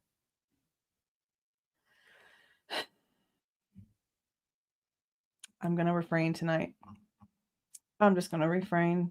I'm going to refrain. So, again, this is basically proving that she doesn't really honestly know what the frickin' mask was doing, in my opinion. Dylan testified the clothing was all black. She testified, well, the thing I can really remember was something about a bushy eyebrow. Again, with the Uno eyebrow. Again. Where in the frick? I don't know where I put my lip gloss, and I'm like getting aggravated because I keep looking for it and I can't find it. But I guess it just is what it is. Again, with the one eyebrow, not eyebrows, like the person was like looking at her and she actually got a good view of what they actually maybe sort of looked like or anything. Just like one eyebrow. That's just very so strange. Argument. Dylan's statements are independently reliable as law enforcement did not employ a witness identification procedure triggering a Manson-Biggers balancing test. The cases relied upon by the defendant deal with witness identification that results from, I already said we weren't going to read all this stuff. Not in these lives. I'm going to go through the important stuff and we're going to show the case-specific things because there's a lot of problems when we read through these documents, and honestly, it makes it longer, and if it's not important and if it's not relevant, we really don't need to go over it. And just like the defense is trying to claim that about who gets to actually present certain things because the way that it's presented matters. The way that this stuff is presented matters because of all of the very false perceptions that get pushed out there. We've had so many issues with people that take references to other cases and the details to those cases, and because it's being mentioned in the documents about the Idaho case, for some reason their brain is not differentiating between the fact that it's a case being referenced and not a case-specific fact, and they put things in the case facts that are not true, and it causes a lot of issues. And whenever my video has thousands of views of me reading the documents, and I know that there's a certain, sadly, very large percentage of people that can't seem to really differentiate that, I just feel like doing all the case references to things that honestly I haven't been in disagreement with whenever those cases have been deemed irrelevant to the argument. I've said quite a few times here that a lot of the things that I feel like the defense tries to use as ammo when it comes to using certain cases as references or as a point of argument, I feel like they're lacking a lot of things that are needed to actually match. Again, I'm not an attorney, but whenever you have very specific things in this case that are really, really touchy, very, very, very sensitive things, you need to be making sure that you're fighting with cases that match the details as specific as possible. And there's so many cases that they have come out and tried to fight with that really don't have a lot of relevance whatsoever. And I mean, I might be thinking it, but the state will come out here and say it too. The judge will say it. Other people will say it. I don't know why they're choosing to waste a lot of their argument time on referencing cases and case laws and opinions that really don't have a lot of similarity to what's happening here. I really wish they would like tone that down some, especially before we get to trial, because right now their argument's very muddy. And if they're going to be coming in here with technical things, then they've got to clean it up, because right now it's pretty just all over the place. Okay, we have some specifics here.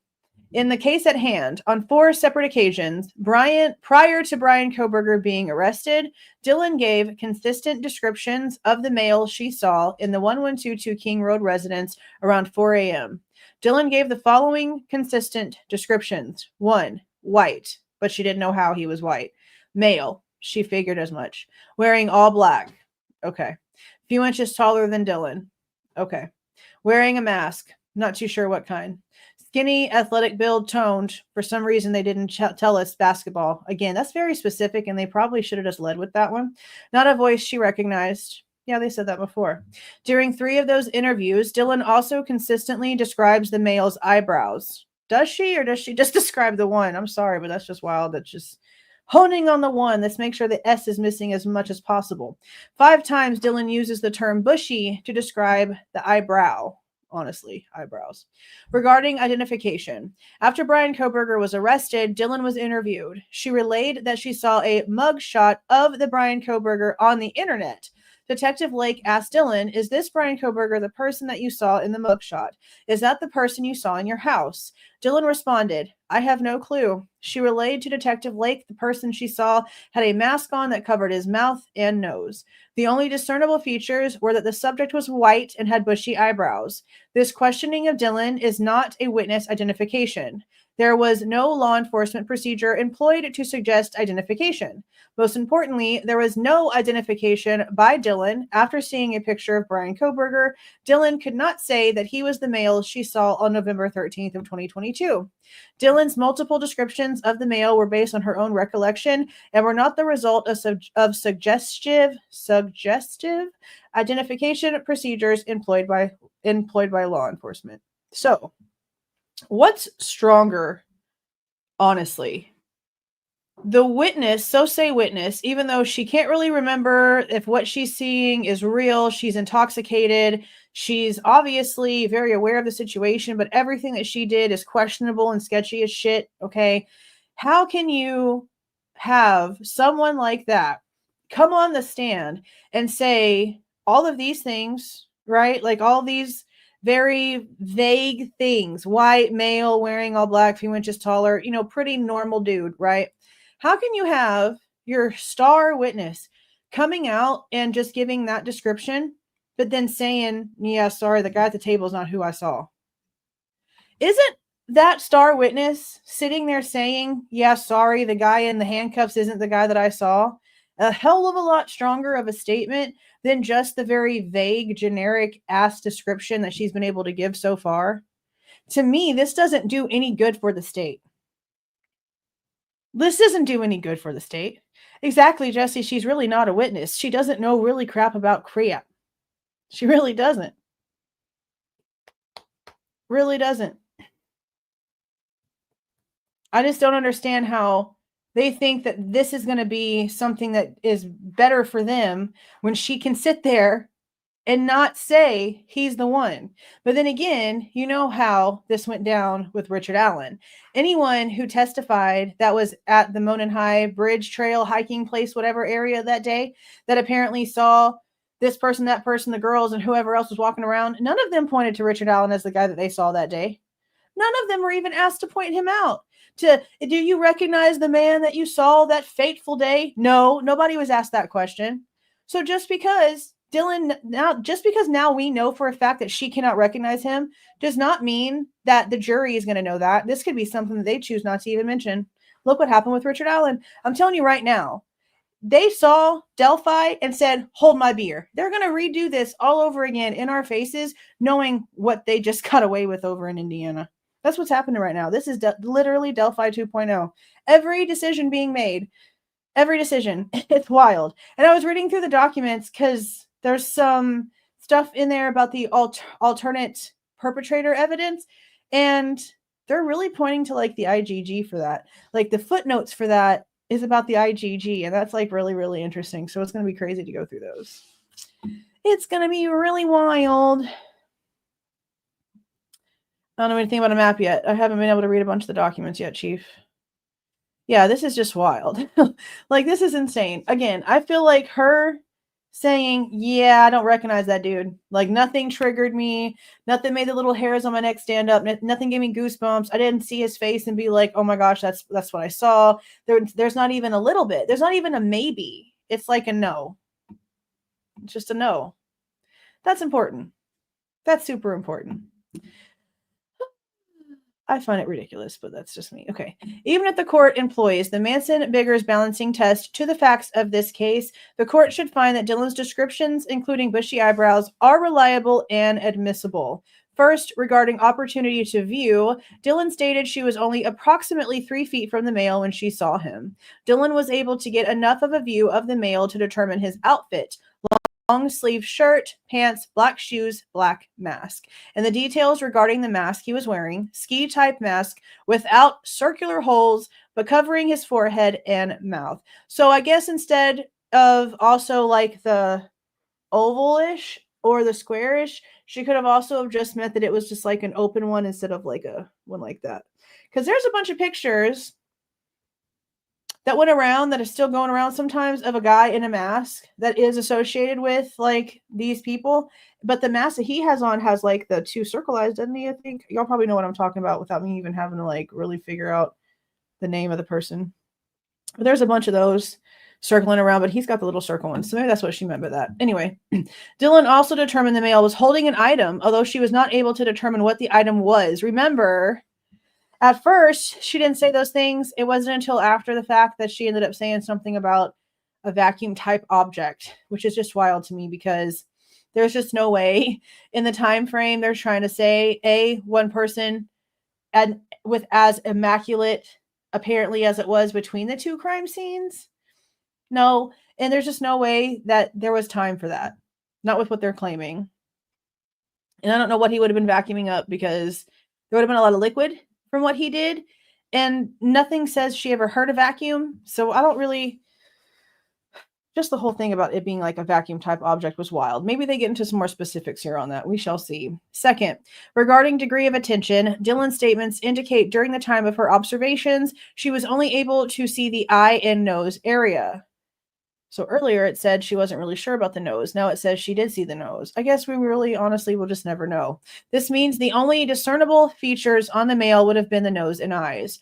On November 17th, Dylan states, I just remember like bushy eyebrows. That's all I could think about. Defendants notes Dylan's artwork drawings found on her bedroom walls which focus on eyebrows and eyes.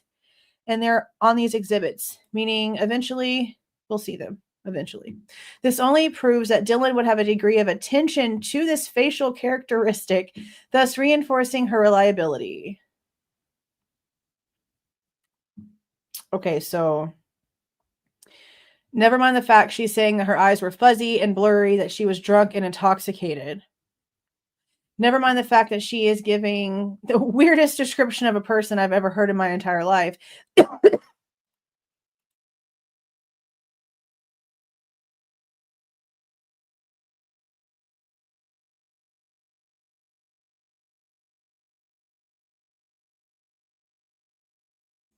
This is funny. If the nose doesn't fit, you must have quit.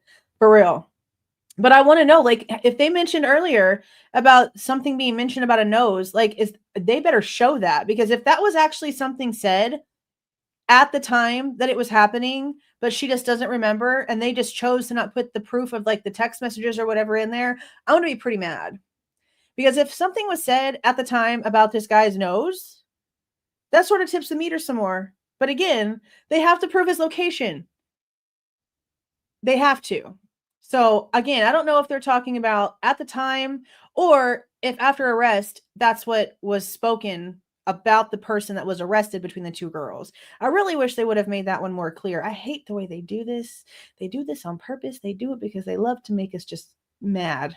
That's all that they do. Okay. Let's see where we were. Okay. Okay, I just remember like bushy eyebrows. That's all I could think about. Defendant notes Dylan's artwork drawings found on her bedroom walls, which focus on eyebrows and eyes. Okay, yeah, reinforcing her reliability. Again, no at all. No, not at all, because she already admitted intoxicated, blurry eyes. She doesn't remember. She doesn't know how he was white, just that he was white. There's way too many things.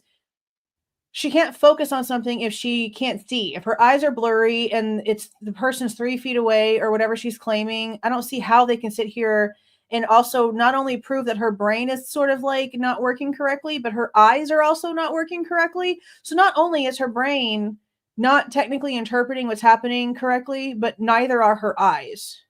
So her brain is interpreting not only noises wrong because she's intoxicated, but also the visuals are all screwed up because she's blurry and fuzzy.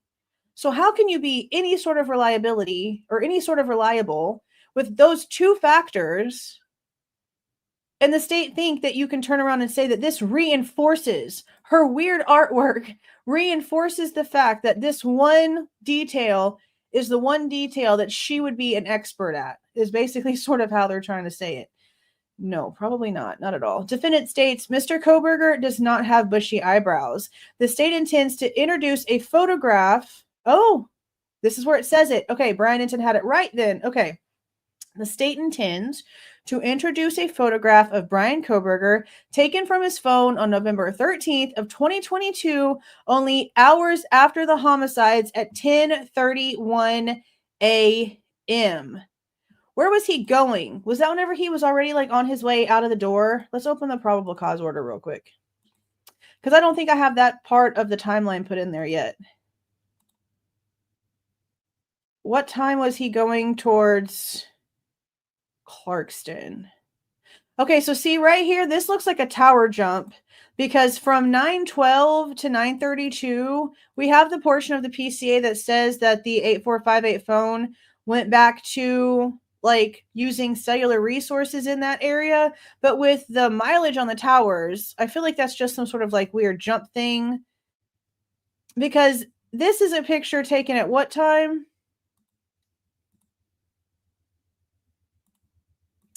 10:31 a.m.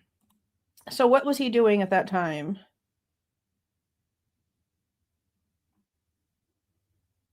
Where did he go? What time did he go to Clarkston? Oh. Or like what time did he go down to Albertsons and stuff?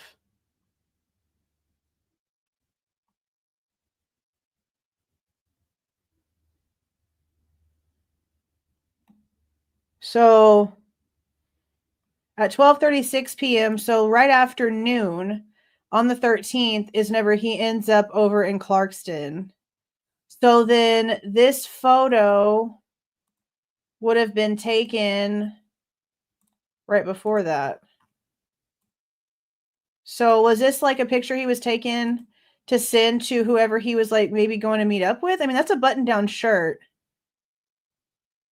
What's his religious affiliation? Does anybody know? Is he going to church in this shirt? I was about to say. Was he going to church? I mean, okay, here's another thing. If this was after the murders, look at his hands. Do you see wounds? Okay, if anything, they're really just proving he's got no injuries on him. There's nothing on his face. His eyes honestly just look dark. Like his eyes just look dark. They're very deep set. And this is horribly like freaking, there's filters on this crap. But look, there's no marks on his face. There's no marks on his hands. Like, okay. Do we know his religious affiliation? I don't know if anybody has mentioned anything.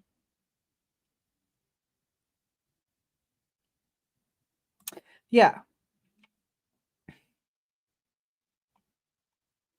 Yeah, and he could have been sending this picture to his parents or maybe to some, friend. I mean, we don't really know who he talked to off that campus, honestly. Yeah, he's got earbuds on and a white button down. That almost looks, yeah, like I don't know the name of the material, but that's like your basic material for like a churchy shirt.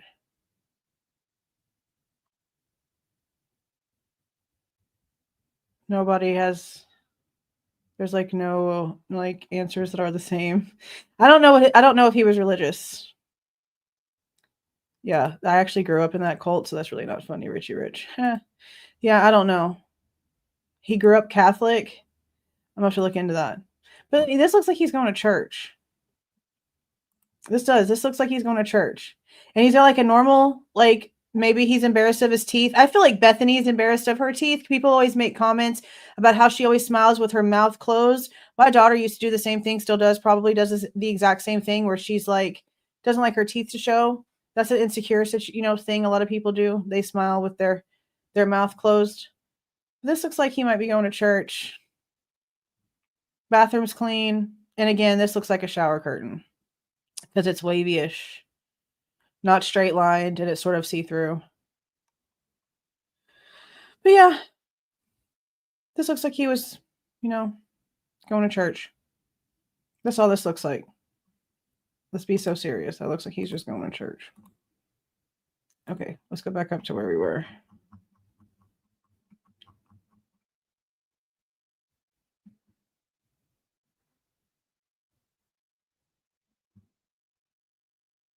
Okay, so that was taken at 10:31. So that's again, I guess he would have been like not long before he would have had to left to go down to where the Albertsons was. I'm gonna have to do some map time on a separate video and see about some of this stuff, because that looks like it wouldn't have been like long before he would have had to have left. Third, regarding the accuracy of the description, Kohberger matches Dylan's descriptions. Male, white, skinny, athletic build, a few inches taller than Dylan. I mean, like a majority of like every white guy out there ever matches that freaking description. Not someone she knew with bushy eyebrows. Bryan Kohberger's driver's license listing him as 6 foot. Okay, this is the old driver's license. I did forget they had this one on here. This is his old driver's license. We've all seen this one before. Well, maybe we haven't seen this one before. This actually is a little bit different of a face than I remember. But anyway, this is the one that was issued previously. This is his Pennsylvania one that he would have, I guess, gotten rid of after he sent, did all his registration stuff or whatever. It does have him listed as 6 foot, but he's taller than that. He's like 6'3". He's like 6'3" or 6'4". I believe we had a document come out that had the very specific height. Don't quote me on that. Like, I'm seeing it in my head. Reading it on a document. I could have sworn we saw it. I'll check and make sure. But I could have sworn we saw that. Anyway, so this was issued back in 2020. So 2 years prior to the event. He does look a little bit younger there. But yeah, this is the Pennsylvania one. It's the same doc. All right, let's go back up. Oh, gotta fix it. Okay. Oh, let's see.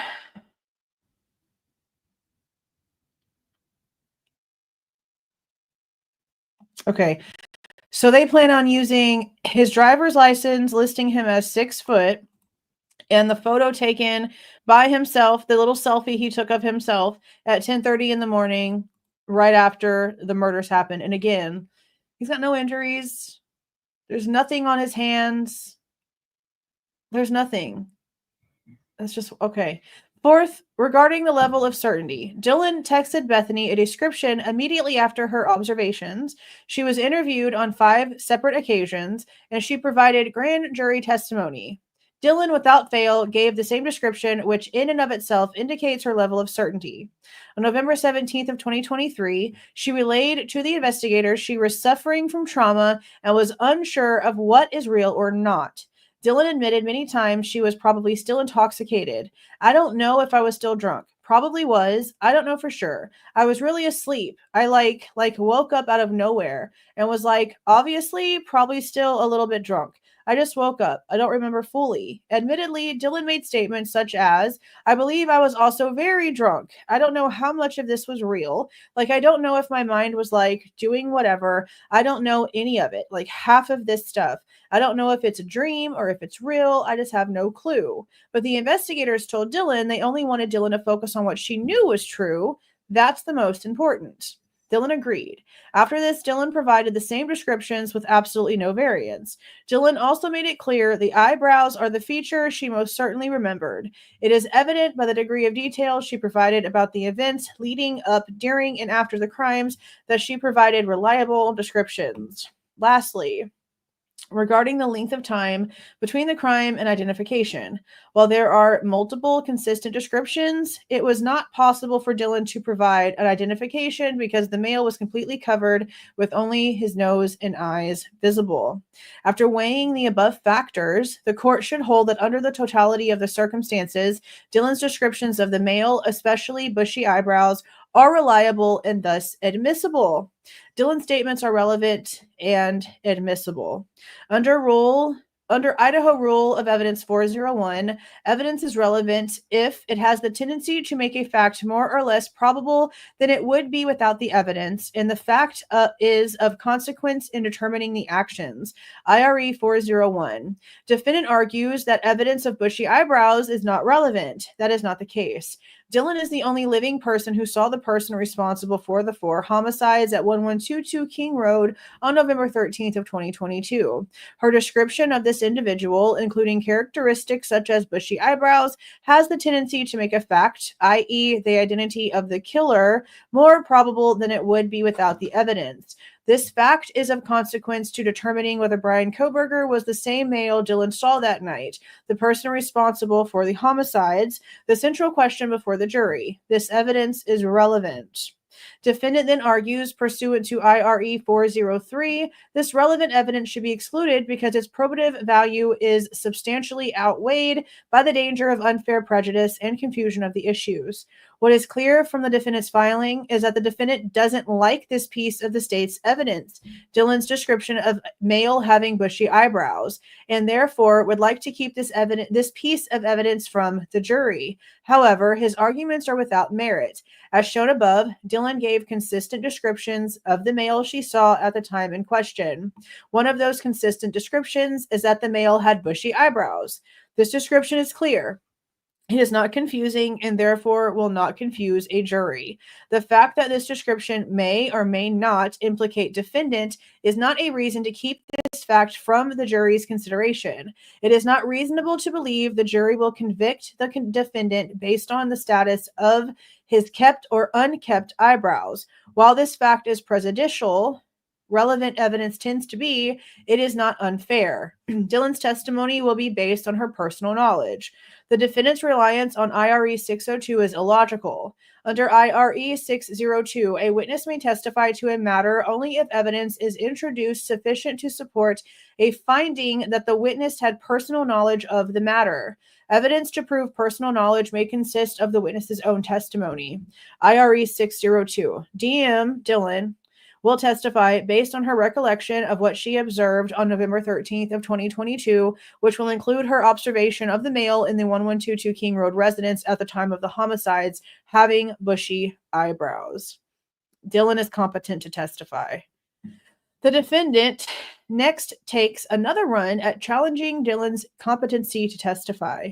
Under IRE 601, every person is competent to testify except persons whom the court finds are incapable of receiving just impressions of the facts about which they are examined or of relating them accurately. Well, if she can't relay facts because her brain was playing tricks on her because of her intoxication and her eyes weren't working because everything that she was looking at was blurry and fuzzy and not making sense, then how can you accurately relay anything? That doesn't make sense. That doesn't match the situation here. The defendant has already tried and failed at challenging Dylan's competency in previous filings. This court has held defendant's own proffer establishes that Dylan's accounts were remarkably consistent throughout her multiple interviews with law enforcement. Order on defendant's motion for the Franks hearing is where that information came from. Also, Dylan was a direct witness and was able to consistently articulate the details she remembered throughout each interview, especially as to the facts relied on in the search warrant affidavits, despite the fact that she claimed her memory was fuzzy or that she felt like it was a dream or that she was still intoxicated. Okay, hold on.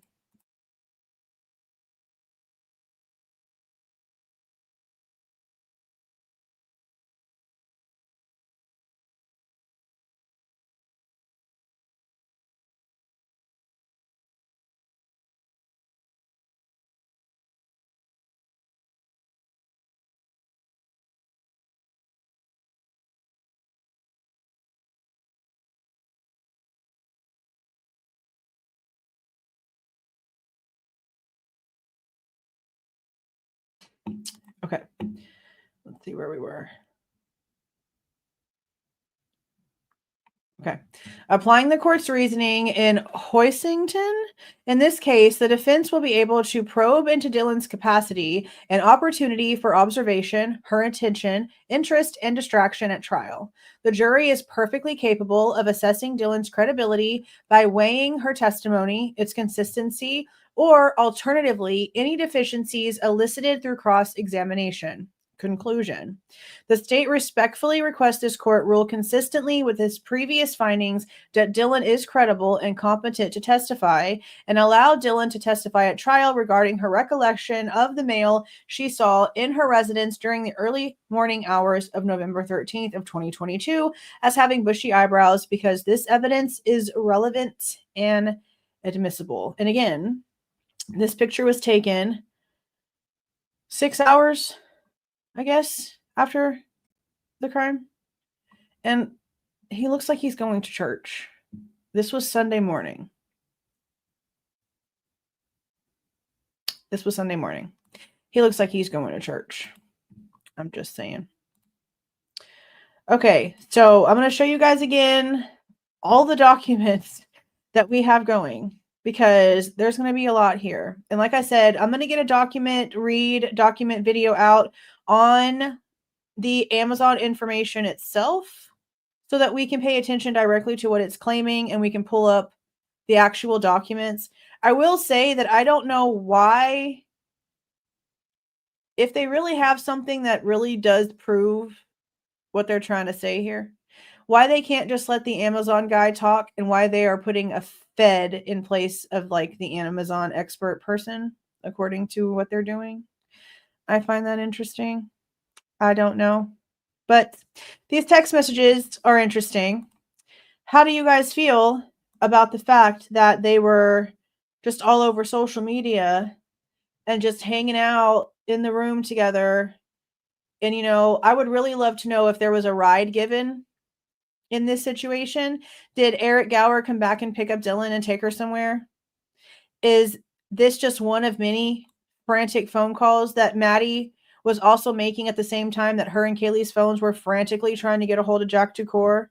Who in the world is this brand new contact that was created just minutes before the crime apparently was supposed to happen? If she's claiming that she's going to bed around 3:20, then who is she adding in her phone at 3:51? Notice how we've already found a discrepancy off a document that I wasn't even going to actually even read today. Let's go back to that. Let's go back to that while we have it up. We just found a lie in something. Let's see let's see where it's at. 3:20. So this says that at approximately 3:20, she went to bed. But if you're going to bed at 3:20 in the morning, then whose phone number are you putting in your phone 30 minutes later? That don't make no sense. That don't make no sense. Wild. Wild as F. Wild as F. Wild as F. And again, around here is where Dylan must have made the run for it. Can't really say the run for it because she didn't leave the damn house. And I'm glad they have it in here. Like, she was right by the freaking front door. They were both right there by the front door. And they both chose not to leave that front door. That's wild.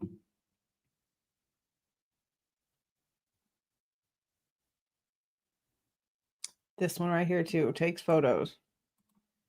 Bethany getting a hold of her entire family and taking photos.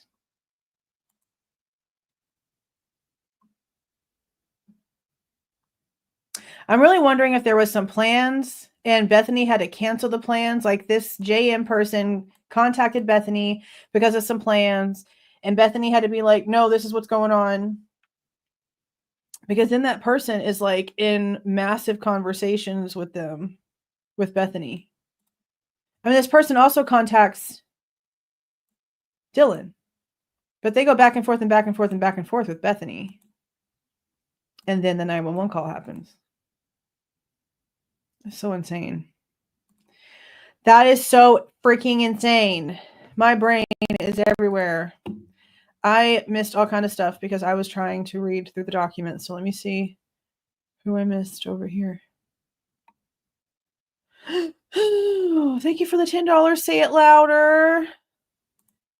Thank you for the 25, Heron. This is, in my view, they had been deceased for an hour by that new contact creation from Dylan. Last call from the girls upstairs was 2:52. I think it was done by 3:10. A lot of people do. Like, the original timeline makes more sense based off of the stuff that we know from the phone activities when it comes to the people that are no longer alive, right?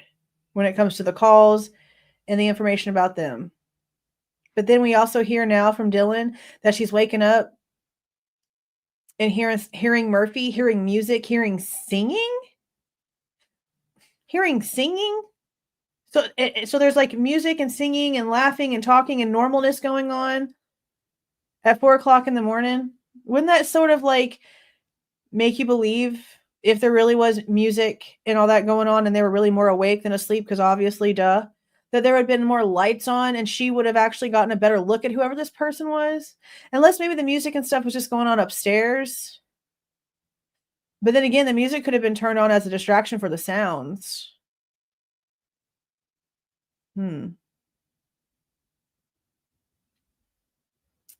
There's that too. Whew. I don't know. I just look.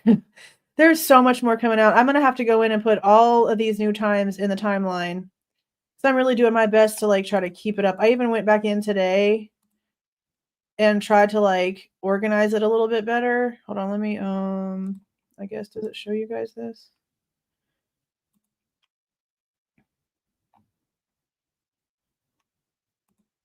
Oh, I can't get this off of here. Okay. I sort of like I tried to go in and organize it a little bit better because now I have like this piece at the top that stays, but I have to like now go in and put all these crazy ass text messages. And once this is pretty much like complete, I will put it in the Google Drive for the members. I'll put that in there so that you guys can take a look at it. Member for 6 months. Thank you for being here, Mikey. And you gifted a membership. Congratulations to who got it. Yeah, Jenna, I mean, that's probably her. Jennifer, thank you for the $5. I'm just not really quite sure because there's like a bunch. I've seen like 3 different names thrown out there. So I just don't know for sure. Unyo, thank you for the $9.99 legendary. And the Rio, again, thank you for the $9.99 double legendary. Thank you very much. A $19.99 super sticker. Thank you, Gemini. In Sit $4.99, thank you very much. Jillian was awake uploading pics at 3:30 that morning. She wasn't asleep. I do remember there being a picture on, what was it, the VCSO or VCSO, whichever freaking one it was. And it was Dylan posting something. I remember. Thank you for the $20, Donna. I very much appreciate that. And thank you for the $3 super sticker, Stephanie. I very much appreciate that too. Oh, this is wild. Oh, this is wild. Oh, this is wild. Great question. When did the music stop? I don't know. All I know is now we have them telling us that Murphy, was barking his head off outside of the house for 30 minutes after the car left. And we have these people speaking to each other, talking to each other, freaking out, and still not leaving the house. And all of these things being planned and people talking, parents being talked to, and Snapchat messages and Instagram messages, and somebody's going on Indeed and looking for a job, or who knows what the frick is actually happening there. And again, they're still giving us inconsistent information when it comes to Dylan. She's not going to bed at 3:20 and popping somebody's phone number in her phone a half an hour later. In her sleep, she's sleep texting, sleep adding people. No. I just don't understand why they can't just give it all to us at this point. Like, they're giving us bits and pieces, and it just makes it look more shady and more shady and more shady and more shady. More shady. All that while they're sleeping. No, exactly. The state's literally never been truthful. Why would they start now? No shit. Wild. Yeah, why won't they give us more information about where she really was? Like, I was really kind of like, I had my hopes up a minute there. When it said something about how Dylan was given, a rundown of where she was, I was thinking, oh crap, we're going to know. No. Now, we do know that they were all over at the apartments next door for a little while. I just don't know the times. I don't know whose documentary or docuseries or freaking whoever it was, but it was one of the like big mainstream ones that did a whole documentary thing where they like interviewed the friends and stuff.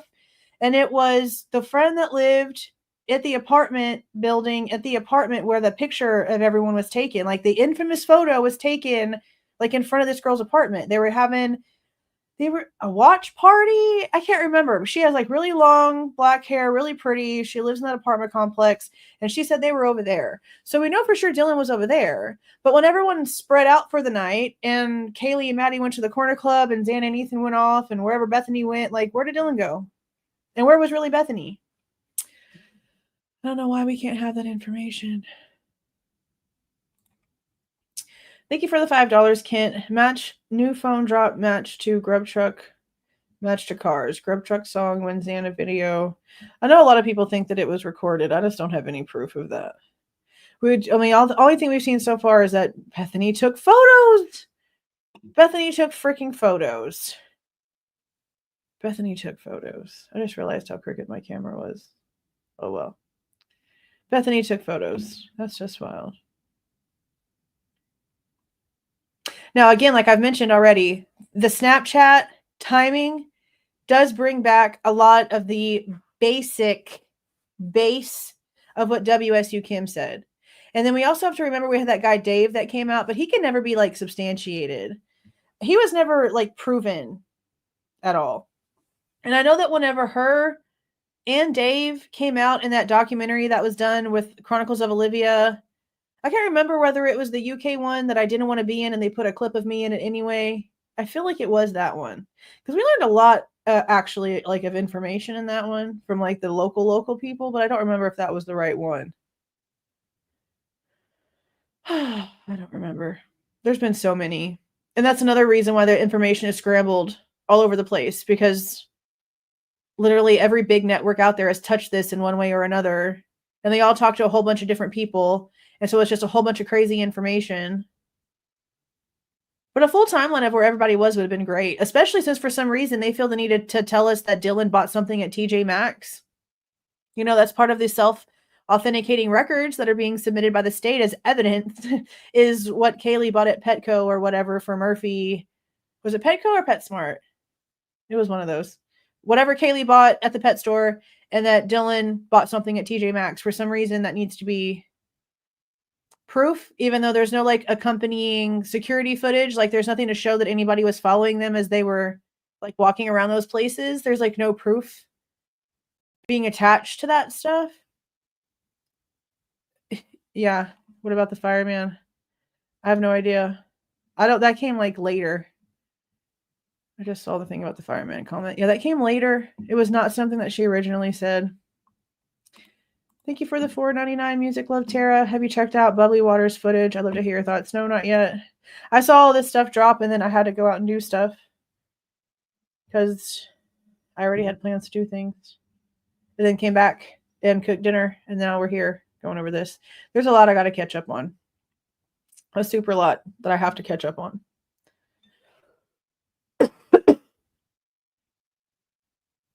I mean, I feel like the music and the singing was happening maybe as the things were happening. I don't know. Could have been used as a, distraction because it's already known as a party house. So if there's just a whole bunch of music playing, no one's going to hear, maybe screams. Maybe that's why they're going to try to say that nobody really heard anything because there was music playing and that was pretty normal no matter what time of the night it was because it was a party neighborhood. And because of the music playing, they couldn't actually hear too much of the attack. But then again, we have stuff being picked up on the camera 50 feet away from Xana's bedroom window. So that's sort of like the opposite right there. Like music and stuff that could cover a sound, but then the sounds are actually being picked up on a camera 50 feet away from the house. See? Like, nothing can be normal. Nothing can just be normal. So ridiculous. Just insane. But I'm going to get off of here, guys. I'm going to get off of here and read through a few more things. I'm going to get up in the morning and get an Amazon document done. I don't know what time it'll be posted, but it'll be posted tomorrow. I don't know if I'll go live tomorrow. I probably will not go live tomorrow. I will probably wait till Friday to go live. Just letting you guys know now. But that doesn't mean a video is not going to come out. Just because I don't go live doesn't mean nothing's, not going to drop. There's going to be at least an Amazon video tomorrow and hopefully another one later on in the day. But I don't think I can go live. I've got other things I need to do. But we're going to be on it this weekend because there's a lot. And we have 3 weeks until the next hearing. And I can pretty much imagine that there's going to be more information coming out because, it's been wild. So I want to thank every single one of you guys for being here and listening to these insane text messages and activities happening. Like it makes you mad and it makes you question more things and it's just wild. But it's just wild, and it's just wild, and it's just wild. But you guys will see a video from me tomorrow. You guys have a great night. Thank you again all so much for being here. Thank you for rejoining. Got something to say. Thank you for all of the super stickers. Thank you for all the new members. Thank you for the reminders of all of you guys who have been here for such a long time. I love to see you all here.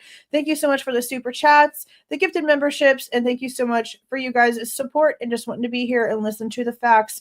I'm going to go ahead and play my little outro stuff. You guys have a great night. Try to let your brains relax. I know it's been a lot of information and it's been pretty nonstop, but it ain't over. We're barely even over the hump of what's to come. So make sure that you are cleaning out all of the unnecessary and trying to keep in just as much of the straight up facts as possible, because this is getting wild. This is getting crazier and crazier and crazier. But again, like I said, you guys have a great night. Let me go ahead and play this one real fast. Please do not forget to leave a like on your way out and subscribe to the channel if you are not subscribed already.